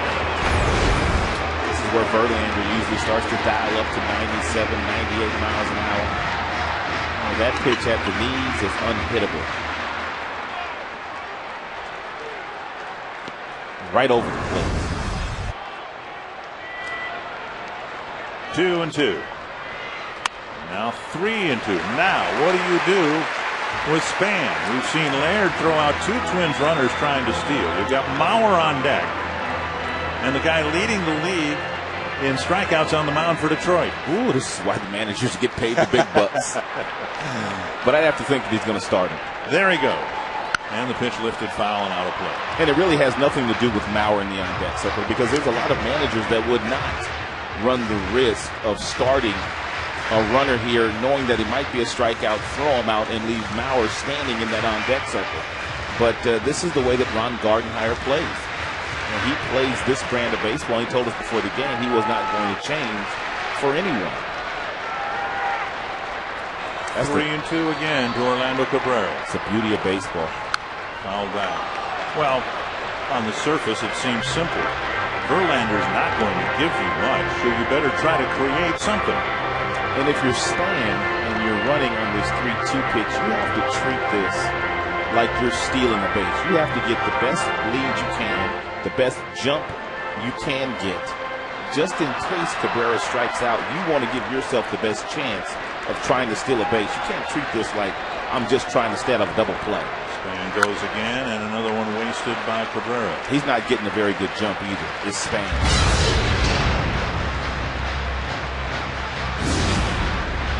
With a season high 127 pitches back in late July against the White Sox. And he has thrown 120 so far here today.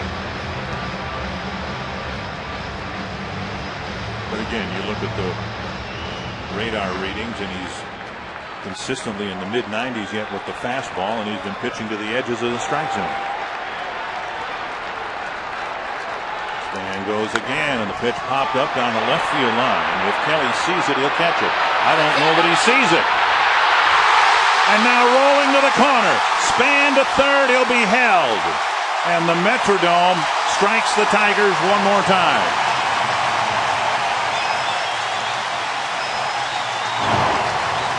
And for you lip readers out there, a good thing Jim Leland had his back turned to you.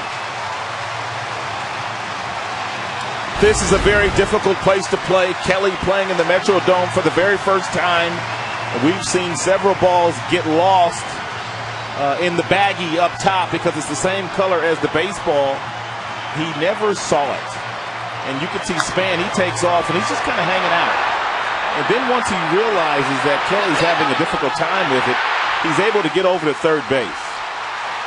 And Cabrera able to get to second. But we've seen it time and time again here in the Metrodome. You've got a base open, though, and you have one out. The best chance for the Tigers of getting out of this situation is to walk Mauer. You put Mauer on first base, and you hope you can get Kubel to hit into a double play ball. Mauer will be passed. As excited as the fans are to see him hit with the game on the line, he won't have a chance. As difficult as it is generally to see a fly ball against this white roof, it is significantly more difficult during the daytime. And that's what Kelly ran into here. The combination of the maybe late evening twilight against this translucent roof, and the ball just disappeared on I was watching Kelly the entire way. He never took his eye off of the area where he thought the ball was going to come down at. But with that being said, he didn't see it off the bat. He never saw where the ball was going to be. So now Verlander will be left to try to extract himself from this mess here in the 8th inning. 125 pitches, the last 4 lobbed in on an intentional pass, and it's Jason Kubel who is hitless this afternoon. This is Verlander's game, and that's why he is still in the ball game. 125 pitches deep. He's also going up against a guy that has been very good in his career with the bases loaded, 5 grand slams, and an outstanding fastball hitter. Kubel doesn't miss fastballs when he knows they're coming. Bases loaded, 1 away. And Laird keeps it in the dirt. Ball 1. You mentioned at the outset one of the keys for Verlander. We'll take a look at this pitch in the dirt. That is so tough for a catcher just to get a glove on. That fastball was in the mid-90s, and it bounced. Usually catchers don't get glove on those, but Laird got lucky, kept it in front of him. 1-0 to Kubel. Fouled back on a high fastball. Look at the registry on that fastball, 98 miles per hour. I would not be surprised if Verlander was able to throw a pitch at 100 miles an hour here in this pitch sequence. Verlander in a tough spot. 1-1 to Kubel.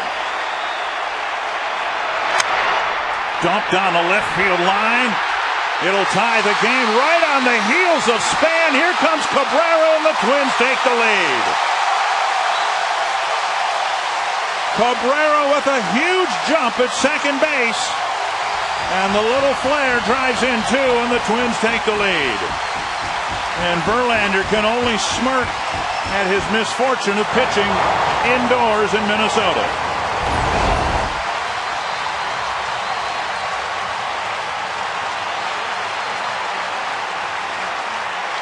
Orlando Cabrera on second base read that perfectly. He knew exactly where Kelly was playing, and he was able to score no problem. 3-2 Minnesota in the 8th. Verlander with a great ball game, but he won't win here today. Joining a long list of outfielders who've lost fly balls here at the Metrodome, Cabrera's lost fly ball, opening the door a crack for the Twins. They've scored 2. Now Brandon Lyon in to face Michael Kadire. Ball 1. Lyon's been very good for the Tigers this year. All the numbers speak to how good he's been. He gets it done with a mixture of different fastballs. He's got the cut fastball, which has kind of been his signature pitch this year, anywhere from 89 to 91 miles an hour. He'll also throw you a 4-seam fastball, that velocity right around 94, and a curveball he uses as an off-speed pitch. Kadire out in front, fouled it off the end of the bat. Lyon was closing games for the Arizona Diamondbacks last year, the first half of the year. and racked up 26 saves, but struggled the second half of the season, which led to him being a free agent, and the Tigers were able to sign him.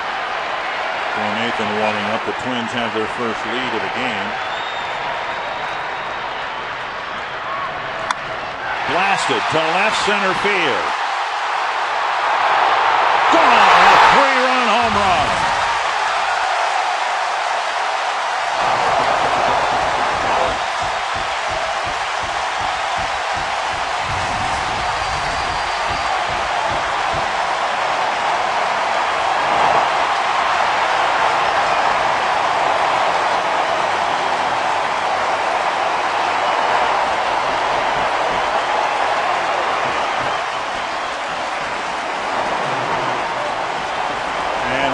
Kadire does it again for the Twins.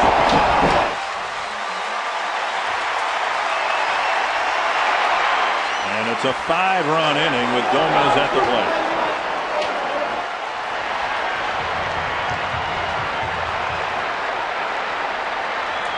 Gomez making his first plate appearance after entering the game as a pinch runner last inning. With the absence of Morneau in this batting order, they needed some guys to step up, and they have had a couple of guys step up that needed to do so, and that's Kubel with the big base hit, driving in a couple, and then Kadire with the big fly. Gomez driving it to right center field. And a great running catch by Clete Thomas in the gap. Oh, what a catch by Thomas. But no one could catch this. It's a four-seam fastball right around the belt buckle. Somehow Kadire able to get on top of that ball, and that ball was crushed to straightaway center field. So 2 down in the 8th inning. The Minnesota Twins play with such confidence here in their home ballpark. It's fascinating. Nice running play by Thomas in front of Granderson. That's why he was put into the outfield as a defensive replacement last half inning for Magglio Ordonez. Now that it's a 4-run lead, it's not a save situation for Nathan anymore, and Matt Guerrero is taking over the bullpen mound for the Twins. Morales, a single, a walk, and a fly ball to left. 2 strikes. Got the big home run to start the scoring last night, and now a big one here in the 8th. And Cabrera's fly ball to left, lost in the ceiling. The biggest play of the inning. 2 strikes again to Morales. Twins have never won 6 games in a row this year. It's been one of the reasons it's been, by his own admission, Ron Gardenhire's most frustrating year as manager. His team has not been able to play consistently good baseball at any point this season. And so it is odd that as the Twins lose one of their best players, and a former league MVP, Justin Morneau, and a lot of people thought they would sag out of contention, just the opposite has happened. Well, players step up, and they realize that they have to still go on, and they find themselves in a very unique position because the Tigers nor the Chicago White Sox have really played good, consistent baseball all year. A breaking ball in the dirt, and Laird flips to first to end the inning. But an interesting inning in the Metrodome. A lost fly ball setting up Michael Kadire for a mammoth home run.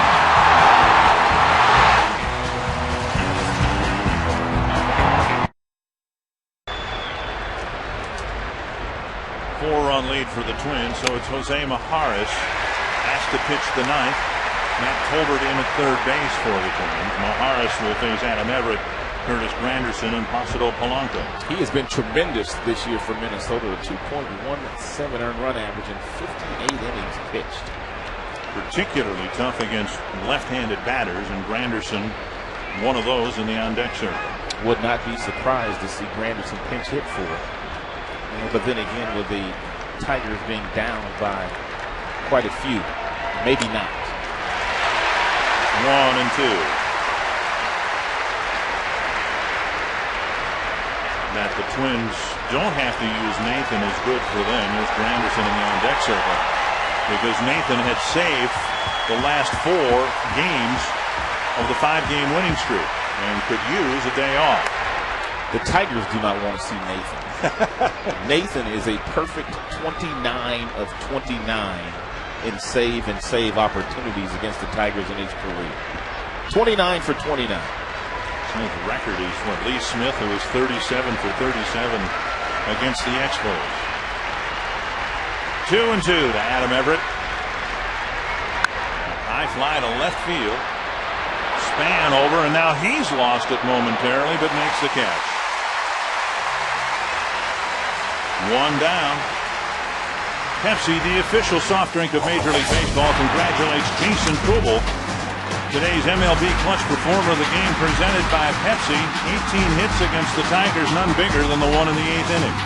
Kubel is a very good fastball hitter. Verlander threw him a pitch that was located well. He jammed Kubel, but Kubel was still able to find some artificial surface in left field to drive in 2 big runs. Good base running by Orlando Cabrera, who got a good jump off second base, too. And then Granderson skies it behind first.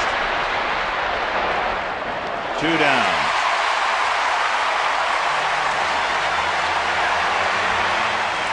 And the Twins, who 2 weeks ago today were 7 games back of the Tigers in the American League Central. Tonight on Fox, Cops coming up at 8 o'clock Eastern Time, followed by America's Most Wanted.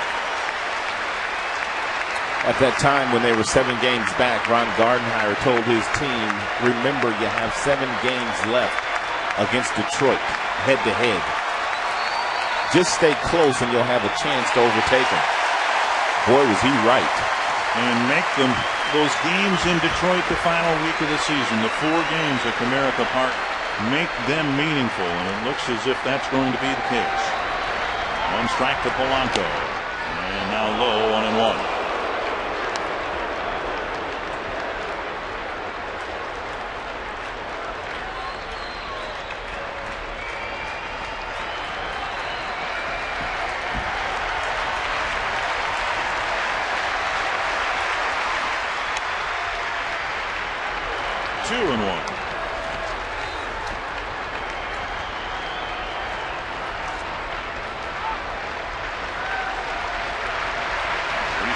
Tuesday night, the Twins weren't even above the 500 mark. It's been a weird year in the American League Central. 2-1 to Polanco. Popped up, Kadire over for a look. You brought it up earlier. The Tigers have been in first place this year since May 10th. But it really hasn't felt like a first place club because they've had so many different issues with their offense.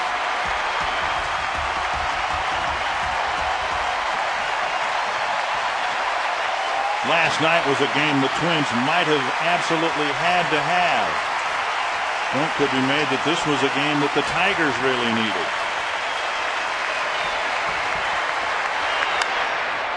Foul by Polanco. The Tigers came into this 3-game series trying to avoid one thing, and that was to be swept. Tomorrow, it looks like the Twins will have a chance to sweep Detroit.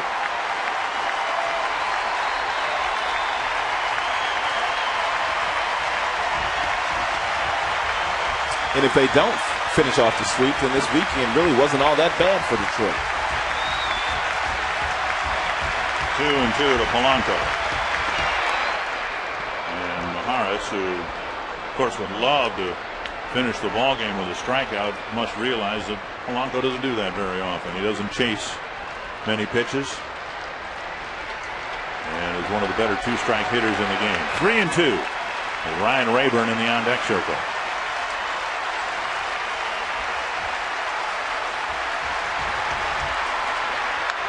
Left center field.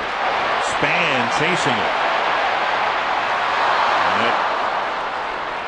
And will land for a double. Span took a curious route to that ball. He broke way back and then over. Well, we saw Span on the fly ball off the bat of Adam Everett to lead off this 9th inning. He had trouble with that one. And he's not getting good reads out there. It's one thing for Don Kelly the Tigers outfielder to lose one, but then it's another thing for a guy that plays here every day. Guerrero will come in to face Rayburn with the Tigers down to their last out.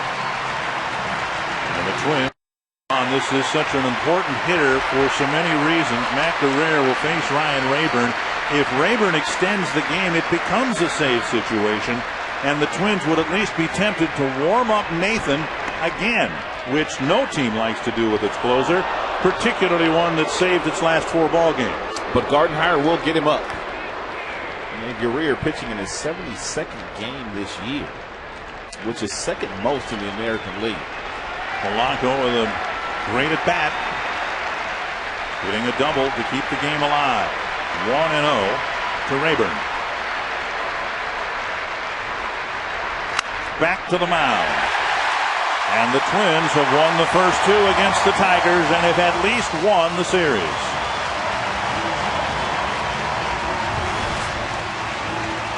A comeback win for the Twins, a Metrodome aided come from behind win by Minnesota.